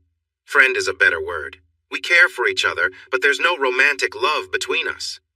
"But you're close with him." Christy's smile grew as she nodded. "Tyson's amazing." Miranda squealed in excitement as Christy confirmed her guess. Christy raised her hands to calm her friend. "That information is just between us. Tyson wasn't looking for anything like that at first. He was very private when we met. He didn't want me in his yard. He didn't want to tutor me or let me join him on his walks. I really had to push to get close to him. He had a big concern about our age difference, but honestly, it didn't bother me because he's so charming." Miranda thought about Christy's request for her to check in on Tyson. "Did you expect me to become close with Tyson too?" Christy looked at her surprised. "No, oh my gosh, no, I just wanted someone to help Tyson feel less isolated. He needs someone to talk to in person. Once you get to know him, if you decide you want to start a romantic relationship, you'll need to talk to him about it. He's a great guy, but if I hadn't brought it up, nothing would have happened. He's really polite." She smiled warmly. Miranda listened thoughtfully to everything she had learned. She realized it was too soon after Vince to find another boyfriend, and honestly, she could use some time off from dating. Having someone to talk to might be nice. An idea suddenly came to her. "You said he loves working out, right?" she asked. Christy nodded, and Miranda jumped off the bed, pulling her friend with her. They hurried downstairs and out to the backyard toward the big garage at the end of the driveway. Inside, Miranda took Christy upstairs to the loft, where they spotted several old bicycles hanging from the ceiling. Turning to her friend, she said, "We can fix up one of these old bikes for him so he can join me on my rides," Miranda exclaimed excitedly. Christy thought it was a clever idea, but doubted the bikes would work for Tyson. He might be too strong for them. However, getting him a new bike, something that would fit him and be sturdy enough, was a brilliant thought. It would help him stay active, and it would give him a chance to explore beyond his neighborhood. Plus, it would encourage Miranda to spend more time with him, too. "Miranda, you're really smart, but we need to think bigger. Can you take me to the best bike shop right now?" she asked eagerly. Miranda felt the excitement and quickly nodded. "I know just the place." Tyson heard the sound of tires on the gravel in his driveway and smiled. Christy must be here. Then he heard a second set of crunching sounds. A second car? He checked the oven to make sure everything was fine, then walked to the door to open it. Parked far from the door was Christie's sporty white car. She was getting out with a big smile. In the spot closer to the house, a blue pickup truck was coming to a stop. He recognized the pretty brunette from that morning. She was looking at him with wide eyes and a friendly smile. The truck's engine turned off, and the lovely brunette stepped out, wearing a new outfit and sneakers this time. On the other side of the pickup was a tall, handsome young man who seemed to resemble her. He smiled with amusement as Tyson stood on the steps wearing an apron, shorts that were probably hard to see, and sandals. "Do you greet all your visitors in just an apron?" Christie called out, her voice cheerful. Tyson lifted the apron to show his shorts, making Christie gasp in surprise, likely thinking he was not dressed underneath. "You know I don't have any visitors except you and George. Besides, I was baking cookies," he explained. By now, Christie was next to another woman. "Tyson, this is my good friend Miranda Moreno, and this young man is her brother, Raul Jr." Tyson quickly noticed that Raul liked being called handsome, but he was less pleased about being called young or junior. "Hello, Miranda, Raul." He received a bright smile from Miranda and a polite smile from Raul, though Raul seemed slightly amused. Maybe he didn't think men should wear aprons. "I'm very sorry I came into your backyard without asking this morning," Miranda said seriously. Tyson waved his hand casually. "Would you like a freshly baked shortbread cookie?" "Ooh, the charming man is inviting us in with treats. What could possibly go wrong?" Christie joked as she linked arms with Miranda. Tyson stepped back and held the door open for them. The women walked in and Raul paused just inside, looking annoyed. As Christie showed Miranda around, he glanced back at Tyson, who raised an eyebrow in question. "How can she call you charming when you're dressed to cook?" Raul said, sounding a bit critical. "Dressed to cook? Who told you that nonsense?" Tyson replied with a grin as he walked into the kitchen. He picked up a warm cookie from the oven and handed it to Raul. Raul took a bite and nodded, enjoying the taste as it melted in his mouth. Tyson then offered the plate of cookies to the ladies, who each took one. "Oh, this is so good," Christie exclaimed as she came closer. "Thank you for the treats." She leaned in, and Tyson felt a little shy, but his fondness for her made him kiss her back until she smiled and stepped away. Raul stared at her in surprise. "What? He's a kind guy, a great cook, keeps a tidy home, and is quite charming," Christie explained. "Those are things a woman would care about." Raul started to respond heatedly. "Seriously, where did you get the idea that certain jobs should be for only one gender? I thought I was the one with old-fashioned views. You make me feel young by comparison." Raul looked at him with curiosity. "How old are you?" 59. "What?" Raul turned to look at Christie in disbelief. "You're dating an older man?" Tyson glanced at Miranda, who was still watching him. "What does that mean?" "It means grandfather," she said softly. Tyson wanted to feel upset, but he understood what Raul was saying. He still didn't know why Christie liked him. He shrugged. "I might be old enough to be a grandfather, but I don't have kids or grandkids. That ship has sailed for me," he said with a hint of sadness. Raul continued. He turned to Christie, who watched him with a small smile. "I don't get it. I'm strong and, as you said, good-looking. What does he have that I don't?" "I can bake cookies," Tyson said with a grin. "Hey, I will show you how to make chocolate chip cookies. Everyone loves them, and if you make them, you'll earn some big points." "My friends at the gym would make fun of me," Raul replied, sounding upset. Christie exchanged a concerned glance with Miranda. "Looks like we found the source of Raul's tough attitude." "Tough? Being strong isn't bad," he shot back. "No, but when mixed with the way you treat women, it can be. You're smart and can improve," Christie said straightforwardly. Raul looked back at Tyson. "All right, you teach me to bake can't hurt," he said. The women seemed pleased, sensing a change in his mood. "If you can win against me in arm wrestling." Tyson blinked at the confident young man. He knew this might be a challenge, but he was no stranger to hard work. "Okay, fine," Tyson said, taking off his apron. Raul's eyes widened slightly. "You can take off your shirt too if that makes you comfortable," Tyson suggested. Moments later, Raul was without his shirt. He wasn't as broad as Tyson, but had lean muscles. Christie nodded in approval, and Raul's smile showed his confidence. Tyson moved to the kitchen island and set his elbow down.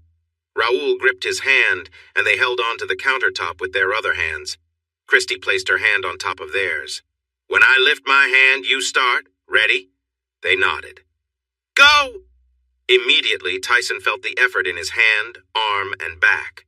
Raoul was very strong, but a bit too sure of himself. Looking deep into Raoul's eyes, Tyson smiled and started to push harder. The effort increased, but he kept applying pressure. The confident look in Raoul's eyes changed to surprise, and then worry. Tyson's grin widened as he held Raoul's gaze. Arm wrestling isn't just about strength. It's also about how much you can handle. How much pain have you felt in your young life, Raoul? The younger man shook his head and flinched as Tyson's grip tightened. Are you ready to be serious? Tyson asked quietly, and Raoul tried to hide his surprise as his arm was pushed back. When he was bent at an awkward angle, he yelped and jumped away, releasing Tyson's hand. Raoul shook his hand to get the blood flowing again. Wow, for an older guy, you're really strong, he exclaimed. Raoul, Miranda scolded, but Tyson just laughed. Christy smiled at the teacher. How many arm wrestling matches have you won? Tyson smiled shyly as he massaged his arm. That was the first time I've ever done that, maybe the last. This kid puts up a fight. Raoul looked at him in surprise, feeling proud. Don't tell him that. He'll get a big head, Miranda said with a sigh. Tyson shook his head, still grinning at Raoul. Come on, let's get started on the cookies. Put your shirt back on. He tied on his apron again. Raoul put his shirt back on and frowned. It's hard to take you seriously in that. I'll admit it looked better on my wife, but if you've ever tried to cook bacon without a shirt, you'd understand. He looked at Raoul seriously. Never try it without clothes. That got a laugh from the others. Besides, you know what it takes to wear this comfortably? The younger man didn't want to look confused, but he clearly had no idea. Confidence. People notice that. It's not the same as being boastful or arrogant. Confidence is about being at ease with yourself. Being a man is about what's inside, not just what's outside. Raoul smiled and nodded. Let's make cookies. Christy and Miranda sat at the counter watching the two men make chocolate chip cookies from scratch. Tyson guided Raoul and let him do most of the work. When the cookies came out of the oven and had cooled enough to eat, the ladies cheered for Raoul's first successful baking attempt. Raoul beamed at Tyson as he enjoyed Christy's praise. What do you do for a living? Tyson shook his head. I'm retired. But what did you do before? Raoul pressed. Tyson sighed. I was a math teacher.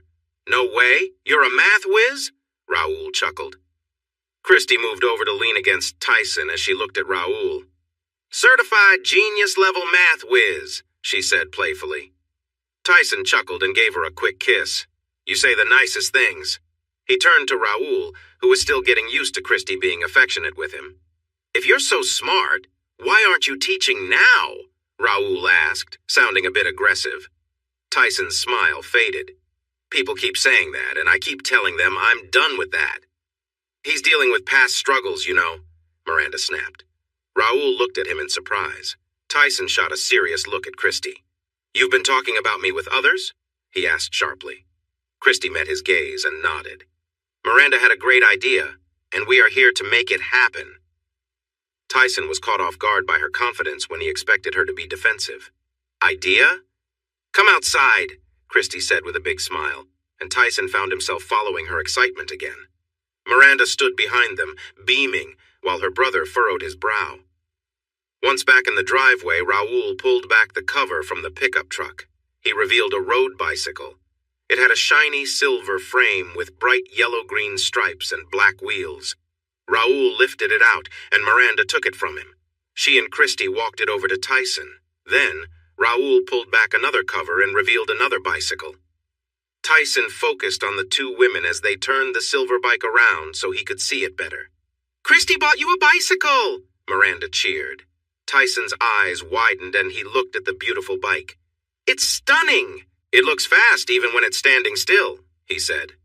Do you know how to ride a bicycle? Raoul asked, and the ladies' faces fell as they realized he might not. Tyson chuckled at their worried expressions. Yes, I do, but it's been a while, and I don't see any gear shifters on this one. Miranda sighed in relief as she pointed out that the brake levers could also shift gears. Tyson held Christy's hand and looked into her eyes. "Thank you. This is very kind of you." He admired the sleek bike again. "It's not a car, it feels different. You get exercise while riding it. You can travel faster and farther compared to walking. Getting to town is now easier," Christy explained. "I was set on getting you a car, but Miranda suggested a bicycle. She loves cycling, so she had a fresh perspective. I hope you don't mind I talked with her." Tyson watched Christy and realized she seemed anxious. Oh. Now he understood why she was doing this. She was planning to leave. They had discussed it before as something for later, but it seemed that later was here sooner than expected. He glanced at the other two. "Can you give us a moment?" When Miranda nodded, he gently led Christy aside. "When do you leave?" he asked softly. She took a breath she hadn't realized she was holding. "The end of next week." He nodded, feeling a tug in his stomach. "This is a big chance for you?" She nodded, and tears started to well in her eyes. "Hey, no tears. We knew this day would come, and it's okay. We'll always be good friends. I'll support you in whatever you decide to do." He glanced at Miranda, feeling like he understood more of the situation. "Did you ask your friend to look after me?" he asked. Christy sniffed. "It's more like you can help each other. My other friends might not stay in touch with her once I'm gone. They don't understand her like I do, and she makes them uneasy. She could use a friend to help her feel better. She doesn't make good choices in boyfriends and has had some tough experiences lately." She sighed. "She rides alone, and I worry about that. She should ride with others. Could you join her on a bike ride sometimes? I hope you like biking." He felt relieved he wasn't just someone to pity. "I love biking, thank you. I'll definitely ride, and if it helps me get out more, that's great." "Good, because I have more surprises," she said with excitement and rushed to her car. She returned quickly with a couple of bags. Inside one of the bags was a bike helmet. It was shiny black with lots of ventilation holes, decorated on the sides with yellow-green stripes. "Will this fit with all my hair?" he asked. "Maybe I should cut it like before." "No!" both Christy and Miranda said, then burst into laughter. Christy caught her breath first. "Your hair looks amazing with your new style. Keep it long, please," she said playfully. He sighed. Pushing his hair back, he managed to put on the helmet, but his hair was loose on his back. Miranda came forward and gathered his hair together. "You should tie it back before putting the helmet on." "Right, good idea." He noticed she was still holding his hair. "You can let go now," he said with a smile.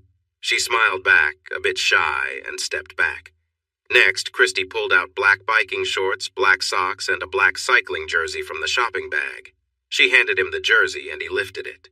Tyson laughed joyfully as the shirt was completely black with math problems printed all over it like chalk doodles. "A math-themed cycling shirt, this is amazing!" Christy and Miranda smiled widely, sharing in the joy. "Go put them on," Christy said. "Nothing goes under the cycling pants," Miranda insisted, her face turning bright red.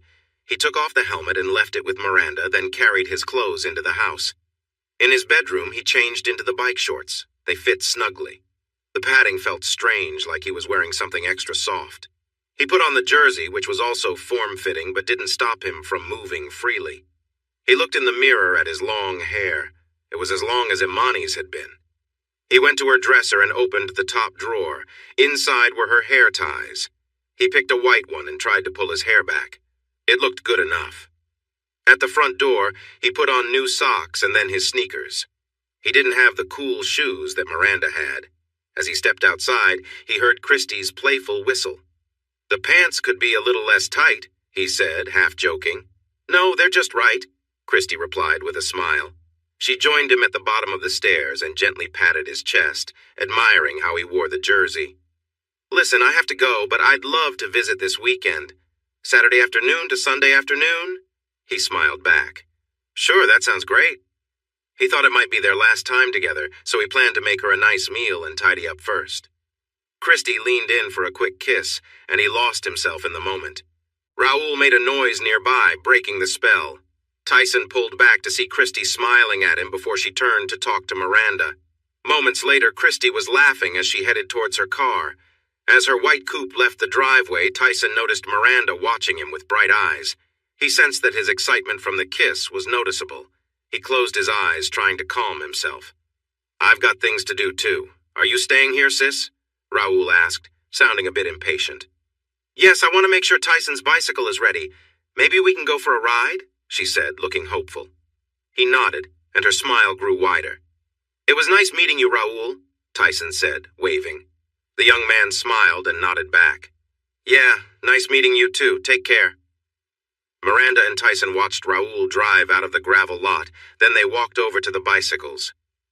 "You don't have special cycling shoes yet, so they installed basic platform pedals, which will work with your regular shoes. You should think about getting cycling shoes soon. They help with better power transfer." She had him sit on the saddle while he leaned against the house. She raised the seat, adjusted it slightly, and tightened everything up. "When you get the new shoes and pedals, we can adjust the positioning again. For now, this is good." She glanced at him and he nodded, feeling comfortable. "Would you like to go for a ride now?" she asked. "Sure. I just need to lock up the house." Tyson went inside to get his wallet, keys, and phone. He found a pocket on the back of his jersey and tucked his things in there after locking the door. Putting on the helmet was much easier now that his hair was managed. He pulled on the gloves last and thought he looked pretty cool in his new outfit. As they walked their bikes over the gravel to the road, Tyson smiled nervously at Miranda. "I used to ride bikes all the time when I was a kid, and when I lived in Europe, everyone rode bikes. So I started again, but it's been years since I've ridden one.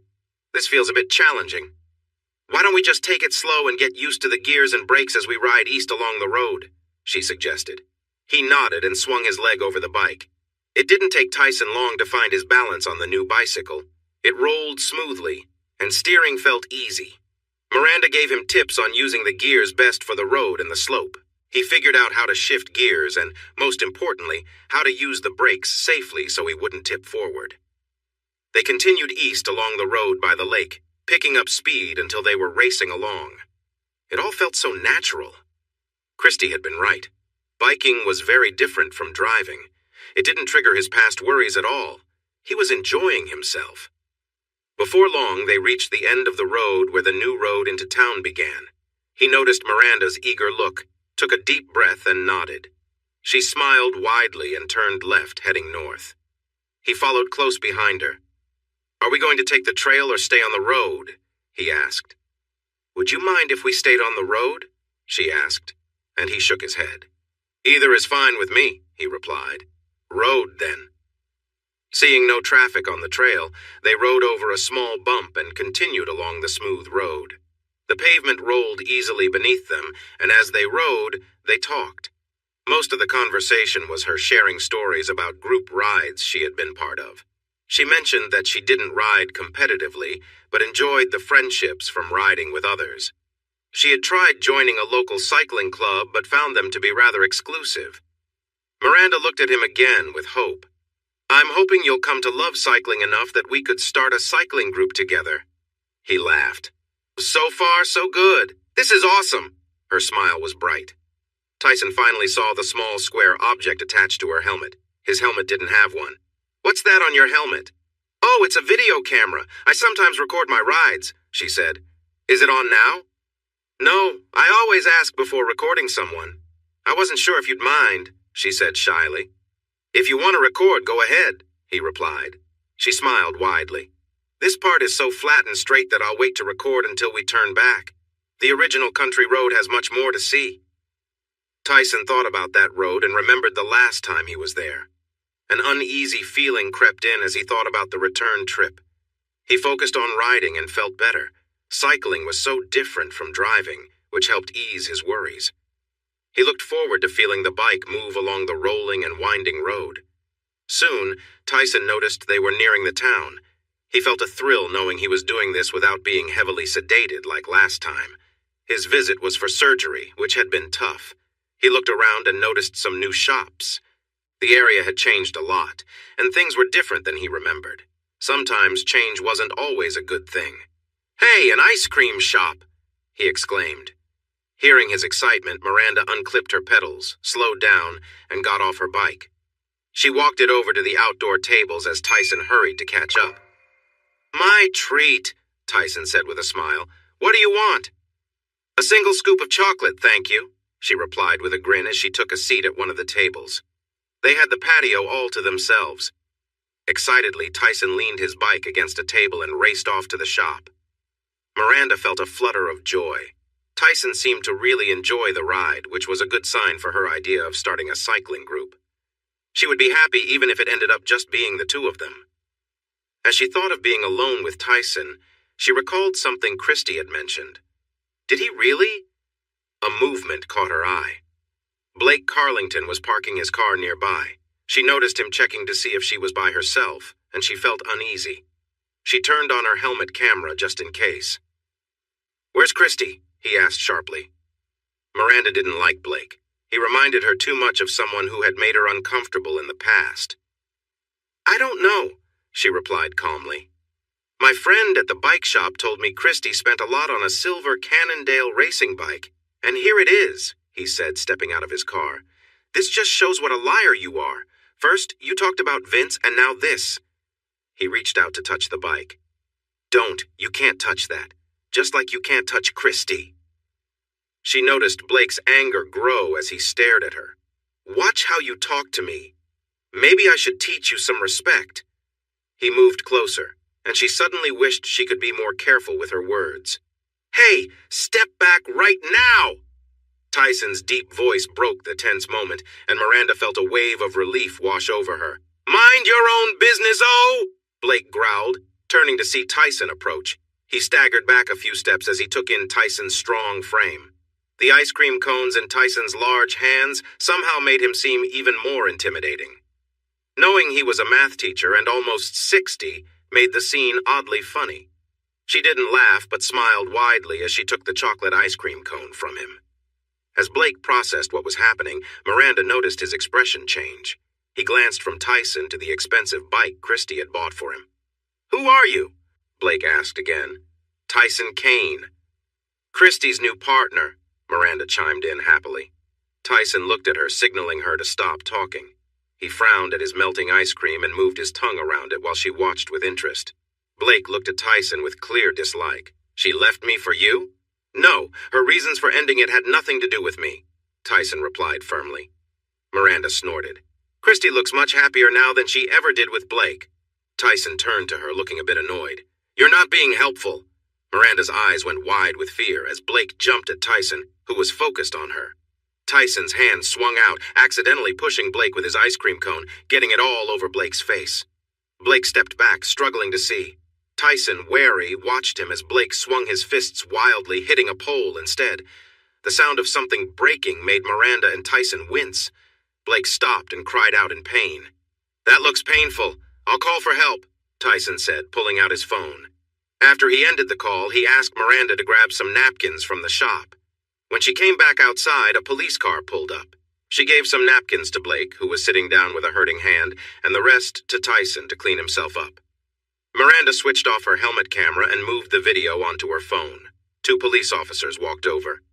"Did someone call for help?" Tyson started to explain when Blake interrupted, saying, "I was attacked." Miranda jumped up, and Tyson gently put a finger to her lips before speaking to the police. He showed them his ID. "I called for help. Mr. Carlington got upset about something Miss Moreno said regarding his past relationship. He decided to react physically." "Liar! This guy hit me with his ice cream. I had to defend myself," Blake shouted, then quickly realized how silly that sounded. One officer looked at Tyson's ID and expressed surprise. "I wouldn't have recognized you. You look really different from 6 years ago." Tyson froze, taken aback. "Officer Patricks, I found you back then when you were in bad shape. Looks like you recovered pretty well," the officer said, handing back the ID. Miranda noticed Tyson was a bit stunned, but managed to nod with a tight smile. "Yes. It took some time, but yes. Thank you, Officer Patricks," Tyson replied, shaking his hand. The other officer smiled too. Miranda saw Blake's expression change as he realized he wasn't going to win this time. She felt a little pleased. "Would you like to see what really happened?" she asked the officers. Everyone turned to her. She pointed to her helmet camera. "I recorded it." Blake looked a bit pale. Miranda smiled at the officers. "The video starts when Blake arrived at the curb." She glanced at Blake, who was squinting at her. Yes, I recorded all your hurtful comments, and I'm going to the police tomorrow to report the threats you made against me. She loved seeing the worried look on his face. What a nice day. Tyson noticed how pleased Miranda looked. She really didn't like Blake. Are you going to make a report, Mr. Kane? Officer Patrick asked, bringing him back to the moment. He didn't have the energy to go through with it. No. I thought the ice cream in his face would be enough to cool him down. His hitting the light post is justice enough for me. I hope he learned something from this, Tyson replied with a sigh. He saw Miranda give Officer Patrick's partner the memory card from the camera, and in return, she inserted a spare card into the camera. After saying goodbye, Tyson watched as the police led Blake to the ambulance that had just arrived. He went into the ice cream shop to wash his hands. When he returned, he looked at Miranda. Are you ready to keep going? She nodded, looking happy. The ride through downtown opened Tyson's eyes. Everything seemed new. The streetlights were bright and the roads were freshly paved. Many buildings looked nice again. The area had changed for the better. Since this was the area that would have been harmed if the two students had succeeded in their plans, he wondered why the town council had decided to improve and refresh the old business district. Perhaps the media attention made them act. The funds likely could have gone into their pockets instead, so this outcome felt even better. He was glad to see life returning here, with young people and university students enjoying the unique shops and trendy coffee houses. As they got closer to the university, Tyson realized that the distance from his home to these buildings wasn't long or hard to travel. A thought crossed his mind about visiting George. He slowed down, and Miranda raised her eyebrow in curiosity. Do you think it's okay if I just stop by to say hello to George? He asked. She smiled brightly. That sounds like a great idea. Which building? 6 years ago, the math department was in the Clement Hall building, he answered, unsure. It's still there. She rode across the campus and stopped at the bench outside the building. Miranda gestured for him to lay his bike down on the grass beside hers. I'll keep an eye on the bikes. Take all the time you need, she said, pulling her phone from her pocket. He placed his helmet on the bike and walked up the steps to the double doors of the building. At the top, he paused and looked at himself. Dressed in cycling gear wasn't the best way to enter his old workplace. He took a deep breath and sighed. He was retired and didn't have to impress anyone anymore. He opened the door and stepped inside. The administrative offices were just off to the right. George's office was behind those, but Tyson wasn't part of the staff anymore, so he decided to ask the office staff if George was available. He walked up to the counter and noticed 2 young women looking at him. We don't take courier deliveries here, one of them said. Tyson chuckled lightly. I'm not a courier. I'm looking for George Haley. I'm an old friend. Is he in? Just then, he heard another door open behind him, but focused on the young woman at the counter, who was eyeing him with curiosity. I need a name, she said firmly. Tyson Kane. Over to his right, he heard a squeak, and some books fell with a thud. He turned to see an older woman staring at him in surprise. She was quite short, wearing sensible shoes and a simple tan blouse under a brown sweater with a brown skirt. Still slim and gray-haired, she had striking green eyes. Suddenly, he remembered her name, Gail Sampson. She had been George's personal secretary for years. Tyson, she said, her voice shaky. He smiled. Hello, Gail. Oh my gosh! Tyson! She exclaimed as she rushed over to hug him. Startled, he looked down at her before wrapping his arms around her, too. He noticed the 2 young women at the desk watching them, looking surprised. Gail pulled back to smile up at him. You found a way to come back to the university? He glanced at the 2 women listening in, then smiled down at Gail. Yes, well, it wasn't just me. A student named Miranda Moreno suggested I try biking instead of driving. It worked. Here I am. He looked around. I'm still amazed that I'm here. You have to see George, Gail said eagerly. He nodded. Is he in his office? I would like to say hello. No, he's in a class. Come with me, she insisted. Tyson hesitated. I don't want to disturb him or his class. Gail's green eyes met his as she pushed the office door open. George would never forgive me if I didn't take you to see him right away. She led him up the stairs at the end of the hall to the 3rd floor.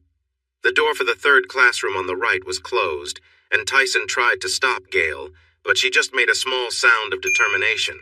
She knocked lightly on the door twice and then opened it. George Haley stood at the front of the class, his face showing signs of frustration. His wild white hair looked as if he'd been pulling at it. He turned his head toward the door and froze when he recognized who was there, dropping his math book to the floor with a loud thud. Gale gently urged Tyson forward, and he stepped into the room, feeling the gaze of the 18 students shift toward him. "You're here!" George exclaimed, a mix of surprise and joy in his voice. "How?" George gasped. "A student named Miranda Moreno suggested that if I couldn't travel by car, maybe I could try using a bicycle." He gestured around the classroom. "It seems I can," he said humbly. "Can't travel in a car? That's lame," a student said.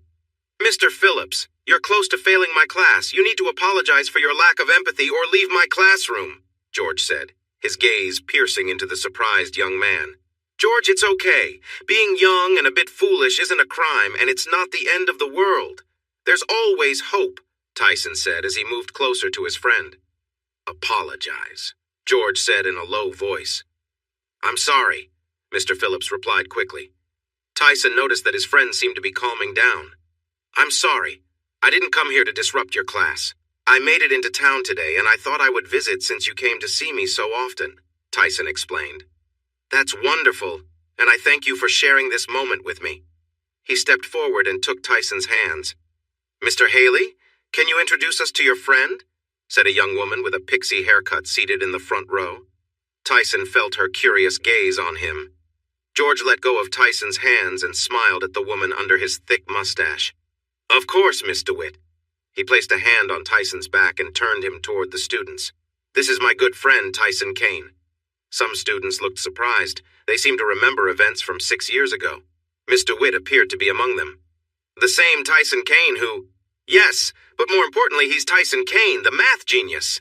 Tyson smiled at his friend's enthusiasm but shook his head modestly. Noticing the uncertainty on the faces of the students, George glanced at the clock. "Okay, class, there are 20 minutes left. How many of you are still confused about this chapter?" All hands went up and the professor frowned, looking at Tyson for help. "I've messed up. Can you assist them?" Tyson leaned back slightly, surveying the curious faces. He didn't realize he was moving to the front of the class until George handed him the textbook he had dropped earlier. He looked at the page and saw what they were studying. To understand their struggles, he began asking the students one by one where they were having trouble. After gathering enough information, he asked everyone to stand, stretch their arms out in front of them, and shake their hands while making silly sounds to clear their minds. He showed them the gesture, and after the initial laughter, he got 16 out of 18 students to join in. Mr. Phillips and the boy beside him didn't participate, so he turned to them. "Mr. Phillips and—" he asked, looking at the embarrassed man. "Mr. Kent," the young man quietly replied. Tyson nodded. "Mr. Phillips and Mr. Kent, you need to clear your mind. It doesn't matter how you do it, just make it different from what you've done before. How about this?" He suddenly struck a playful pose, making a funny face. The class burst into laughter. Mr. Kent joined in and copied him perfectly, so Tyson clapped. Mr. Phillips made a half-hearted attempt, and Tyson just gave him a nod. "Awesome. Now that we're all feeling fresh, let me share a little story," Tyson said cheerfully. 12 minutes later, the students were leaving the room, chatting happily, and Tyson leaned back on the desk, feeling a warmth inside that he thought he had lost. Miss DeWitt stopped in front of him. "Thank you for coming today. We all feel better now that we understand. If you'd like to visit more often, we would love that. I would love to see you." She gave him a friendly smile as she joined the others outside. George had a big smile on his face, and Gale leaned against the wall by the door, grinning too. Tyson shook off the friendly vibe. "Thank you for letting me help out a bit. That was enjoyable?" George shook his head. "Enjoyable? Did you see how upset I was when you showed up? This material isn't fun unless you really care about it. You made it sound like a great story. For me, it's hard work. No one seems to listen to me, but you had every student hanging on your words. Not Mr. Phillips." George sighed. Right, not him. He came in with a chip on his shoulder. Tyson nodded. "You can't help them if they don't want it." He looked at George and Gale. "I missed you two." Gale stepped closer. We missed you too. The students missed you as well. They've been listening to George for too long. They need you back. Tyson looked surprised. Just helped George this one time. I'm retired. You did me a great favor and I really appreciate it, George said, giving him a friendly pat on the arm. But you can't deny that you felt the connection, the joy of reaching their minds, and the reward of helping them learn. You are a teacher. Math is your passion. Teaching comes naturally to you. The students left your lesson more excited than they ever have from mine. I love physics, but I'm stuck teaching math classes. They could be yours again, and everyone would benefit. George paused when he saw Tyson was about to argue, so he raised his hands to stop him. We are really excited about the new freedom and mobility you have. Take some time to think about it, and remember, you're always welcome to visit. I think Miss DeWitt mentioned that other things would be great too. George Haley, Gail scolded. I'm just saying, George replied with a grin and a shrug. Tyson hugged George and then gave Gail a hug, which she accepted with a big smile. I should head out now. I left Miranda waiting outside with the bikes. Oh, we should go with you so we can thank her personally, George said excitedly, and Gail agreed with a nod. Tyson led his friends downstairs and out the front doors to where Miranda stood waiting. Gail moved forward and gave the surprised girl a hug, followed closely by George. Thank you so much for helping Tyson get out of his isolation, George said warmly. Oh, it wasn't anything special, and I had my reasons too. I was hoping he'd enjoy cycling enough to join me, she admitted. Gail patted her hand. It was your idea to find a different way for him to get to town. None of us thought of that, and George has been visiting him for years. She gave George a teasing look, and he just shrugged. George watched as Tyson put on his helmet and looked at the bicycle. His eyebrows raised. That's a beautiful bike. How much does something like this cost? Tyson blinked and looked at Miranda, who seemed a bit uncomfortable. How much did Christy spend on the bicycle? He asked. She looked up at him. 6,000, she said quietly. What? Tyson gasped. Miranda bit her lip and glanced at him nervously. Tyson frowned. I need to talk to her about this. George placed a hand on Tyson's arm. The price is small compared to the value of your freedom. Tyson looked at his friend for a moment and then nodded slowly. We should go. It was great to see you both again. I'll come back for more visits.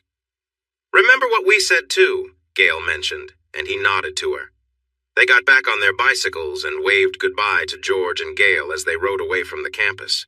The new signs led them to the western edge of town, where a winding country lane began. The entrance was blocked for cars, but they rode between the metal posts. They picked up speed, and Tyson began to smile again as the bike glided over the rolling hills and curved corners smoothly.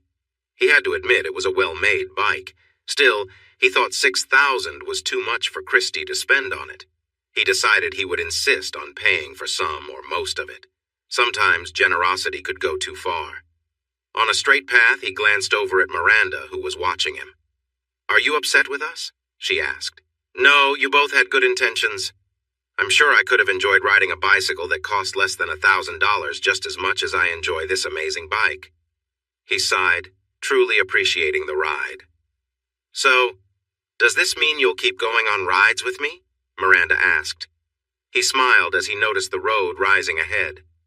Yes, I would love to go on more rides with you. This is fantastic. Miranda squealed with joy and sped ahead, giggling. He pushed himself off the seat to catch up. He felt like a kid again, and that was a great feeling. Devin Wilson walked through the hospital's emergency room feeling down. Not long ago, he brightened up any room he entered, and the nurses looked forward to seeing him. Now they seemed to avoid him. He couldn't blame them. He knew he was short-tempered these days. 2 police officers waited with a young man who looked confident. Devin didn't entirely relate, but he understood what it was like to grow up in a wealthy family. His parents had money, and he never struggled. He attended the best private schools and went to a top medical college. He was a member of prestigious sports clubs and interacted with rich and influential people. His marriage to Cecily had been more about politics than love, and it ended poorly. After their divorce, he promised himself he would stay away from marriage. Still, for one special woman, he would have happily reconsidered. But that was not meant to be. With a sigh, He picked up the patient's chart and approached them. A quick glance at the clipboard and the way the young man held his right hand told him everything he needed to know. He had likely been sent for X-rays when he first arrived. He would check the results on the terminal after speaking to the patient. The three men turned to him as he arrived. "Hello, Mr. Carlington. I see you've hurt your right hand. How did that happen?" "I punched something hard," was the short answer. "Something or someone? The police are here, which usually means another person is involved," Devin replied. "I was trying to hit someone to defend myself, and I hit a light post instead," Blake murmured. Devin looked at the officers. "Was the other person hurt at all?" "No, Mr. Kane managed to dodge the punch. Mr. Carlington was lucky the other guy didn't retaliate. He's built like a tank," the officer said. Devin felt his head start to spin. "Did you say Tyson Kane?" The officer nodded. "I had heard he was seriously hurt and confined to his home because of personal issues," Devin said in shock. The officer laughed. "I don't know about that, but he certainly didn't look injured to me. He was riding bikes with a pretty girl and seemed really happy. Hey!" Devin quickly walked away from them and dropped the patient file at the nurse's station as a sharp pain hit his head. Kane was cycling with someone inappropriate? No way. He left the building, got into his Porsche Carrera, and sped out of the parking lot. He drove through town and onto the new road heading south toward the lake. He was able to push the car on the open, smooth road, and the view rushed past. When he turned onto the lakefront road, he had to swerve to avoid a young woman on a bicycle. It might have been the girl with Kane. He gestured angrily out the window and sped off. He knew exactly where Tyson lived. He had been there once before. Devin pulled into the gravel driveway and got out of his car. He walked up to the door, his mind racing. He wasn't sure what he would say or do, but he needed to see for himself if what the police said was true. He knocked hard on the door and it swung open. He stood there, staring at the man who looked back at him. Tyson didn't seem hurt or weak. He looked like he was in better shape than Devin. "Wilson, what's going on?" Tyson was caught off guard as Devin hit him with all his strength, sending him back into the living room. He struck him again and again, using every move he knew that could inflict pain. He wanted Kane to suffer. When Devin regained his focus, he stood over Tyson, breathing heavily, and his hands ached. Kane's body was solid, with no extra weight. Devin had hurt his own fingers from hitting Tyson's tough body, something he had never done to anyone else before this moment. He looked down at the shocked man on the floor, wondering how he had survived the accident that took Imani from him. "Why are you still alive?" Devin demanded. Tyson blinked up at him. "You hurt me.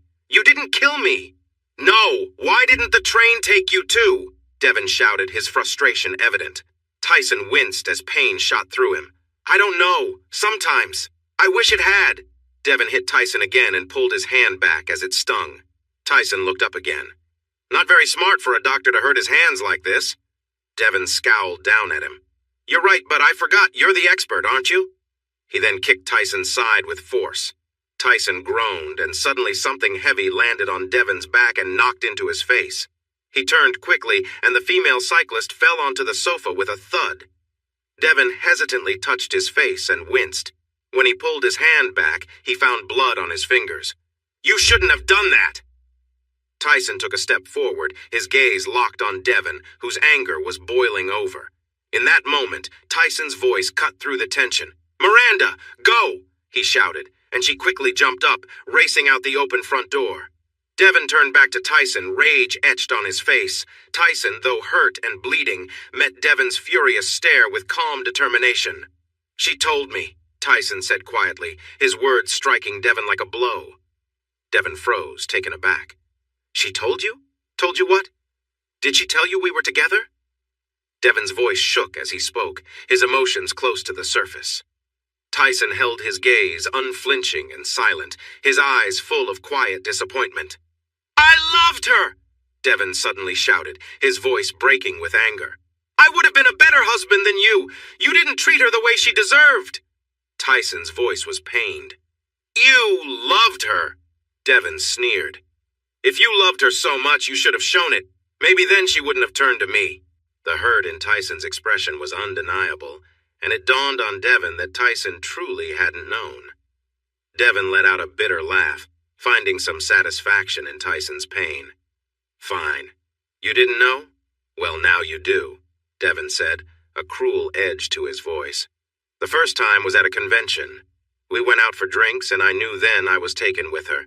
We spent time together, and I thought she'd see I cared about her." Tyson's face showed anguish, and Devon seemed to feed off it, his words spilling out with a dark sense of purpose. "Every time we met, I felt something stronger for her. I wanted her to be with me completely. I came here ready to ask her to leave you. I wanted her to choose me and let me take care of her. But do you know what she said? She said she loved you. Can you believe that? After everything, she still loved you." Devon's face twisted with frustration. "I thought if we could be together, she'd finally see that we belonged together, but instead she pushed me away, told me to leave." His voice softened, filled with a bitter sadness. "I just wanted her to see I loved her." The room fell silent as the weight of his words settled. Tyson's heart ached, torn by grief and betrayal. "That night you went to the party." Devon moved toward Tyson to strike again, but Tyson reacted first, his fist connecting solidly with Devon's face. Devon staggered, stunned as the pain shot through him. He barely registered Tyson, who, fueled by anger, managed to land another punch before exhaustion overtook him. Devon felt his strength give way, collapsing to the floor. Tyson, drained, rocked on his knees. As the scene blurred around him, flashing red and blue lights appeared outside the door. With his last bit of energy spent, Tyson slumped down and drifted into unconsciousness. Tyson woke in a hospital bed, the room dimly lit. For a moment he wondered if he was back from an earlier accident, memories tangled in his mind. But while he felt pain, it wasn't as severe as before. The real ache was in his heart, a deep wound left by Devon's bitter revelations. Each breath felt like it cut deeper. "I'm so sorry," a soft voice whispered. Tyson's eyes opened, feeling the weight of past grief and pain. He closed his eyes again, trying to shut it all out. "Please, just leave," he murmured. "I can't." "Why?" His voice trembled with frustration and sorrow. He needed answers he knew he'd never get. At that moment, a nurse entered the room, her face kind but concerned. "Mr. Kane, are you awake?" Tyson realized his face was wet with tears. He reached clumsily for a tissue, but the nurse handed him one with a gentle smile. After he wiped his face, he managed a weak smile back. "Thank you. Sorry about the yelling." She nodded understandingly. "It's all right. You've had a tough day." Tyson gave a small, weary chuckle. "It wasn't all bad. I got back on my bike. I saw friends at the university, but yeah, the ending wasn't great." He shifted on the bed, grimacing. "I didn't break anything, did I?" The nurse shook her head. "No, just some bruises. They're keeping you here for observation since you were unconscious when you arrived." She hesitated before adding, "Dr. Wilson, though, has a few broken bones in his hands, a fractured eye socket, and his nose will need some serious work. He'll be feeling this for a while." Tyson's expression darkened. "Wilson hurt my wife," he said, his voice low and strained. The nurse's eyes widened in shock, absorbing the weight of his words. "How do you know?" His face was serious. He was bragging. He didn't realize that didn't make her care for him. Tyson felt a soft tissue on his cheek. Was he crying again? He reached up to dry his eyes, but the tears kept coming, and he couldn't stop them. The nurse stayed with him until he fell asleep again.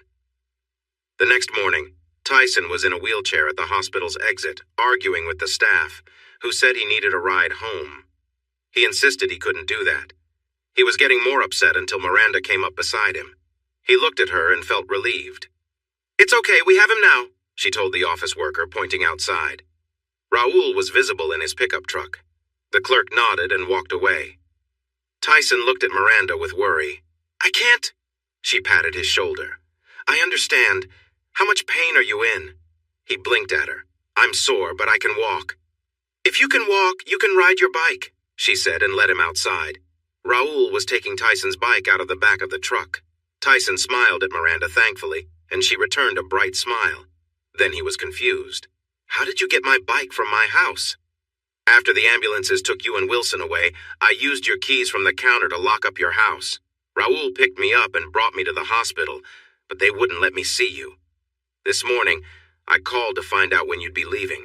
We got your bike, helmet, and gloves from your place and locked up again." Miranda took his hand. "When he drove past me on the road, he almost hit me and looked really angry. I felt uneasy, so I rode back and saw him standing over you. I didn't think before I tried to help you. He pushed me off and was going to hurt me too when you stopped him. When you told me to run, I only went as far as the driveway to call the police. He didn't follow, so I came back to your door and listened for the police. I gave them a statement after you were taken away and told them everything I heard." Tyson looked into her eyes. "The police know he hurt her?" Miranda nodded, and after a moment Tyson made a stiff nod. He put on his gloves and helmet as Raoul got Miranda's bike from the truck too. Raoul waved to them and drove away. Tyson carefully got on his bike and took some deep breaths to calm his shaking muscles. Other than some bruises, he felt fine. He followed Miranda out of the driveway and across town to the path leading to the lake. He loved this familiar road and was thankful they could ride slowly without worrying about cars. Miranda was content to ride in silence with him. Before long, they reached the lakefront road and stopped at his driveway. "Thank you so much for bringing my bike to the hospital," he said. "I wasn't happy about the long walk home." He held out his hand for his keys. "My bag is inside," she said. "Your bag?" he asked. "I talked to Christy and told her everything that happened. We both think you shouldn't be alone tonight. Since she is out of town, I'm going to stay with you." Tyson frowned. "I've been on my own for 6 years. I don't need. You know things are different now. I wish I could have been there with you last night. You shouldn't have had to hear that news alone," Miranda said softly. Tyson took a deep breath, feeling tight in his chest. She noticed and placed her hand on his arm as she walked her bike to the front door. Taking out the keys, she let herself inside. She leaned her bike against the wall as Tyson did the same. "You don't have a garage? Is this where you'll keep your bike?" she asked. Still a bit irritated by Christy and Miranda, Tyson just nodded. "For now." He walked to his bedroom and grabbed a pair of shorts and a t-shirt. He then went into the bathroom and closed the door. He wanted to wash off the hospital smell. The water felt sharp against his bruises and he winced. But he pushed through and cleaned his hair and body. When he turned off the water and stepped out, his muscles were shaking. He leaned against the counter, trying to catch his breath. After everything from the night before and his rough ride home, his body was exhausted. He tried to put on his shorts but dropped them instead. "Oh no!" The bathroom door opened and Miranda looked in with concern. "Haven't you ever heard of knocking?" he said, his voice shaky. "You were groaning through your shower and I can see you might fall over. Come on, you've had enough for today. Plus, I've seen you without clothes," she said firmly. She moved closer, wrapped her arm around his back, and helped him put his arm over her shoulder. Miranda guided him out of the bathroom and to his bed. "You look so tired. You need to rest." Tyson wanted to argue, but realized she was right. "Do you want something for the pain?" she asked, as she pulled down the sheets. "No, I'm tired of feeling out of it," he mumbled as fatigue took over. He got under the covers slowly, feeling every bruise, then sighed as he laid his head on the pillow. His eyes were already closing when he felt a gentle kiss on his forehead. He slowly opened his eyes enough to see the blushing face of the brunette beside him, before drifting back to sleep. She woke him up later to share some dinner, soup and bread. Then he fell asleep again. When he woke up again, the house was dark, and he felt warmth in the bed next to him. He saw dark hair spread across the pillow and Miranda's peaceful face as she slept. He carefully got out of bed, trying not to groan at his sore muscles. He quietly left the bedroom and closed the door behind him. He walked over to the patio doors and looked out at the dark lake in his backyard. The moon provided just enough light to see where his property ended and the water began. "The lake doesn't want you." He sighed, knowing this thought would bring back memories of her. He had questions but knew he would only hear answers he already knew. Still, he felt the need to express them. Glancing to his right, he saw Imani standing beside him in her nightwear. She looked beautiful, yet sad. He turned his gaze back to the lake, not wanting to see her sorrow because he was the one hurting. "It seems you didn't need me either," he said softly. I always needed you, Imani replied gently. But I wasn't enough. I was greedy. Tyson raised his eyebrows in surprise at her response. Thinking back to Imani's behavior at the hospital parties, he realized she enjoyed the attention from the men she worked with, which made him think she could be seen as greedy. And I wasn't attractive enough for you. You wanted that too. You wanted to be with him, he said with difficulty. I love you, she whispered. Yet you were with him. Something you never wanted to do with me, he said sharply. An idea struck him. Is that why you didn't do it with me? Yes, she admitted quietly, her shame clear in her voice. He shook his head in disbelief. He couldn't be sure if she felt ashamed or just regretted getting caught since she had never confessed to anything herself. He recalled her words from that night in the car, filled with anger as she accused him of being unfaithful. Hypocrite, he snapped. I'm sorry. I was afraid. Once again he was caught off guard. Afraid? Where did that come from? That's nonsense. He refused to let his mind create false stories. You were so focused on your work that I felt left out. I couldn't be a part of that part of your life. He knew she had felt a bit intimidated by his job, but he had told her he didn't expect her to pretend to be interested in math just for him. They each had their own strengths. Tyson remembered their marriage and thought about his own behavior. Had he been neglectful? He recalled the stolen kisses and hugs in the morning as she hurried to get ready, the laughter, and how she would push him away sometimes. He hadn't done that every morning, and maybe it happened less in the last year of their marriage. But she had never mentioned feeling neglected or unhappy. He shook his head. This didn't explain her choices. He felt like he was just grasping at straws. That's not an excuse for what you did, he stated firmly.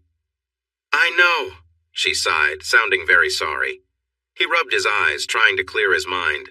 It wasn't right to think about her feelings in a way that wasn't real. He wouldn't deceive himself. I want you to leave, he said, looking over at Imani, but Miranda was there instead. Oh, he exclaimed. Can I wait until morning? She asked quietly. Morning? Oh, I wasn't talking to you. You can stay, he quickly added. Miranda frowned, confused. Who were you talking to? He sighed, not wanting to pull anyone else into his confusing thoughts. My wife, or rather, the image of her that sometimes appears in my mind for strange talks like this. Miranda's eyes widened as she surveyed the room. You see her now? No, she's gone. I mean, the moment has passed.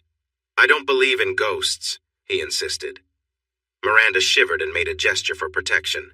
My mom saw her mom for a few months after she passed. She gave my mom good advice. She sometimes comes back, just for my mom. She locked eyes with him. We believe. He felt tired again, wanting to avoid arguing with her. I'm going back to bed. Miranda took his hand and followed him to the bedroom. They both slipped under the covers and settled in. She turned away from him but reached back, pulling him closer. It took him by surprise. He tried to move away, but she held on tightly. He felt her lips brush against his palm as she held his hand to her face. She gave soft kisses on his fingertips. This made him feel a rush of emotions. He felt a mix of confusion and need. He wanted to stop what was happening, knowing she was much younger than him. Plus, his body was still sore from earlier, making him hesitant. When she adjusted so that he was pressed against her, he wanted to protest, but before he could say anything, she moved closer, and everything changed. Tyson! She exclaimed. She sighed. This feels so good. He couldn't help but agree. It was almost too much to take in. She was close to him, and the way their bodies connected felt incredible, making him want even more. In a quick motion, he turned her onto her stomach. From this position above her, he could feel a different kind of connection that was equally exciting. Yes! Harder! She exclaimed, and he pushed himself to give her what she wanted. Even though his muscles were tired, his need for her was too strong. The room was filled with the sounds of their movements. I'm coming, she said with a thrill in her voice. He quickened his movements, knowing he had to keep going despite his fatigue. As their pace increased, her sounds became more intense. Give it to me! Yes, just like that! She encouraged, as her body responded to the moment. Tyson found it overwhelming. Finally, he pulled back and rested beside her. She quickly snuggled under the covers, surprising him by leaning down to take care of things. After a moment, she slipped out of bed to use the bathroom. When Miranda returned, she cuddled up to him under the sheets, sinking into a peaceful sleep. Tyson couldn't quite drift off. He lay there, feeling her warmth beside him, contemplating where his life was headed. I really like her, he thought. Suddenly he noticed Imani sitting at the bottom of the bed, looking at him with a mix of beauty and sadness. He glanced down at Miranda, who was peacefully asleep, then turned back to Imani. You can go now, he whispered. No, not yet, she replied softly. He frowned. Why not? I can't tell you, she pouted. His eyebrows raised. What a strange situation this was. Soon? He asked hopefully. She smiled and gave a small nod. Then in the blink of an eye, she was gone. Feeling strangely reassured by her words, Tyson began to relax and he started looking forward to the day ahead. There was so much potential. With his heart racing and lungs taking in deep breaths, Tyson grinned at the beautiful girl whose face lit up in the morning sun. Wow, you're really outdoing yourself, Miranda joked as they rode their bikes toward the university. He laughed, enjoying the thrill of cycling again. What had once been a childhood hobby had become an important part of his exercise routine and his main way of getting around between his cottage by the lake and the university. After 6 years of feeling stuck, Tyson's life was finally starting to improve. In the past 10 months, he had begun to reconnect with his old life. The university welcomed him back, and he received a new office down the hall from George's. Though it used to be an old storage room, they had fixed it up nicely. George was thrilled to have him back, and didn't mind that Tyson's office was bigger and had its own bathroom with a shower. George was just happy to return to teaching his favorite subject, physics. Instead of getting a parking spot, Tyson had a bike locker put in since he wouldn't be driving anytime soon. His PTSD made it hard for him to be in a car without needing strong medication. He enjoyed cycling and rode in all kinds of weather. He bought a mountain bike with a rack and bag so he could bike to town for groceries. This not only made him healthier, but also helped him feel more independent. Plus, it saved him from paying delivery fees. His racing bike was his main way of commuting, and every day, Miranda met him outside his cottage to race him to campus. It took months for him to get better at biking until he started winning most of the time. While they both loved cycling, Miranda was no longer in a romantic relationship with him. She had a new boyfriend who treated her well, and Tyson was genuinely happy for her. Christy was doing great in New York. He got regular emails from her, and her career was thriving. She might soon travel to different places as her company planned to expand into Europe, starting with Paris. Christy was really excited about that. During her last visit, she mentioned that she had started dating someone new. This conversation happened after they had spent an evening together that left them feeling confused. Tyson asked if she was comparing her new boyfriend to him, and she admitted she was. They talked about it for a long time and decided to end the physical part of their relationship. Coming back to the present, Tyson waved to Miranda as he turned down the lane toward his building while she continued on. He put his bike in the locker, changed his cycling shoes for sneakers, and locked up. He walked into the building and greeted the two young women at the front office. "Good morning, Leona and Felicity." "Good morning, Mr. Kane," they replied in unison. He paused for a moment, raising an eyebrow as they giggled. "Good morning, Tyson," they greeted following his earlier request. He smiled slightly and walked down the hall to his office. He peeked into George's office. "Good morning, Gail. Is George still in bed?" he asked playfully. "And how would I know that?" she replied with a serious look. Tyson grinned, knowing that while Gail had worked with George for many years, they always kept things professional. Gail was a private person, and he didn't think she had a romantic partner. She seemed content without one. Tyson didn't quite understand asexuality, but he respected her choices. It was still fun to joke around with his friends. "You manage so much for him. I figured you went to his place each morning to make sure he got up. The man really relies on you." "I'll admit that might be true, but I keep my help to the university," she replied with a tired sigh. "Helpless?" a voice grumbled from behind Tyson. He turned to see George standing there in a wrinkled suit and looking tired. Tyson raised his eyebrows. "What happened to you?" "Step aside and let me through, and I might tell you," George said, trying not to show annoyance at Tyson's fit physique. He wished he didn't feel so uncomfortable about his own appearance. Tyson moved aside and George walked in, putting his briefcase on a chair. Yawning, George said, "I was in a video meeting with Yuri from Russia and Gustav from Sweden. They had some interesting questions to discuss. We were up all night." "Not very responsible of you," Gail said, shaking her head. He rubbed his face tiredly. "I know, but it was exciting." A bit of life returned to his eyes. "Get some rest. I'll cancel your first class," Gail said wearily. "See? Helpless." Tyson laughed as he walked to his office, hearing Gail chuckle and George sigh. Tyson unlocked his office door and closed it behind him. He walked over to the wardrobe he had set up in his office. It held a week's worth of clothes. He often rode his bike to the university on weekends to fill it with fresh clothes and take home the dirty ones. Inside, he had 5 dress shirts and 3 pairs of dress pants. The bottom drawer had his everyday clothes and shoes. He didn't care much about fashion, so his clothes were pretty simple. His shirts were solid colors like white, gray, black, dark blue, and burgundy. All his pants were black and made of stretchy fabric since his legs had grown to a size that didn't fit well in regular pants. Tyson took a pair of socks from the drawer and headed to the washroom. He quickly changed and stepped into the shower. He rinsed his cycling clothes, wrung them out, and hung them up on a small line he'd put in the shower to let them drip dry. There was no need to rush since his first class wasn't until 10. Still, he quickly washed himself, rinsed off, and got out of the shower. He dried off rapidly, and after putting on his underwear, he let out a sigh of relief. Lately, he had unexpected visitors during his morning showers. Twice that week and twice the week before, Leona and Felicity had taken turns surprising him. Both said they were single and showed interest in spending time with the new professor. He should have politely declined them the first time, but since they weren't in his classes and promised to keep things quiet, he let it slide. Leona liked to be adventurous and had specific requests when it came to fun. She was always enthusiastic and had a vibrant personality, embracing her femininity while wanting to enjoy some excitement. Felicity had a darker style, often wearing black clothes and looking quite different. She also showed a strong interest in being submissive and wanted him to take charge in their time together. She often wore her hair in a ponytail for that reason, wanting him to pull it during their encounters. Today, it seemed like he would have the morning to himself. He smiled to himself, unsure if he felt disappointed or relieved. After putting on some deodorant, he stepped out of the bathroom.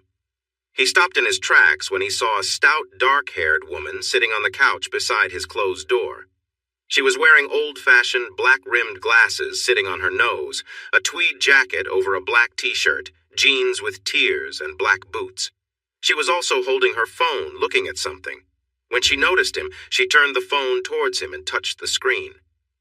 Did you just take a picture of me?" he asked quietly, feeling uneasy. She looked just as surprised as he was, and her eyes finally met his. "Tyson?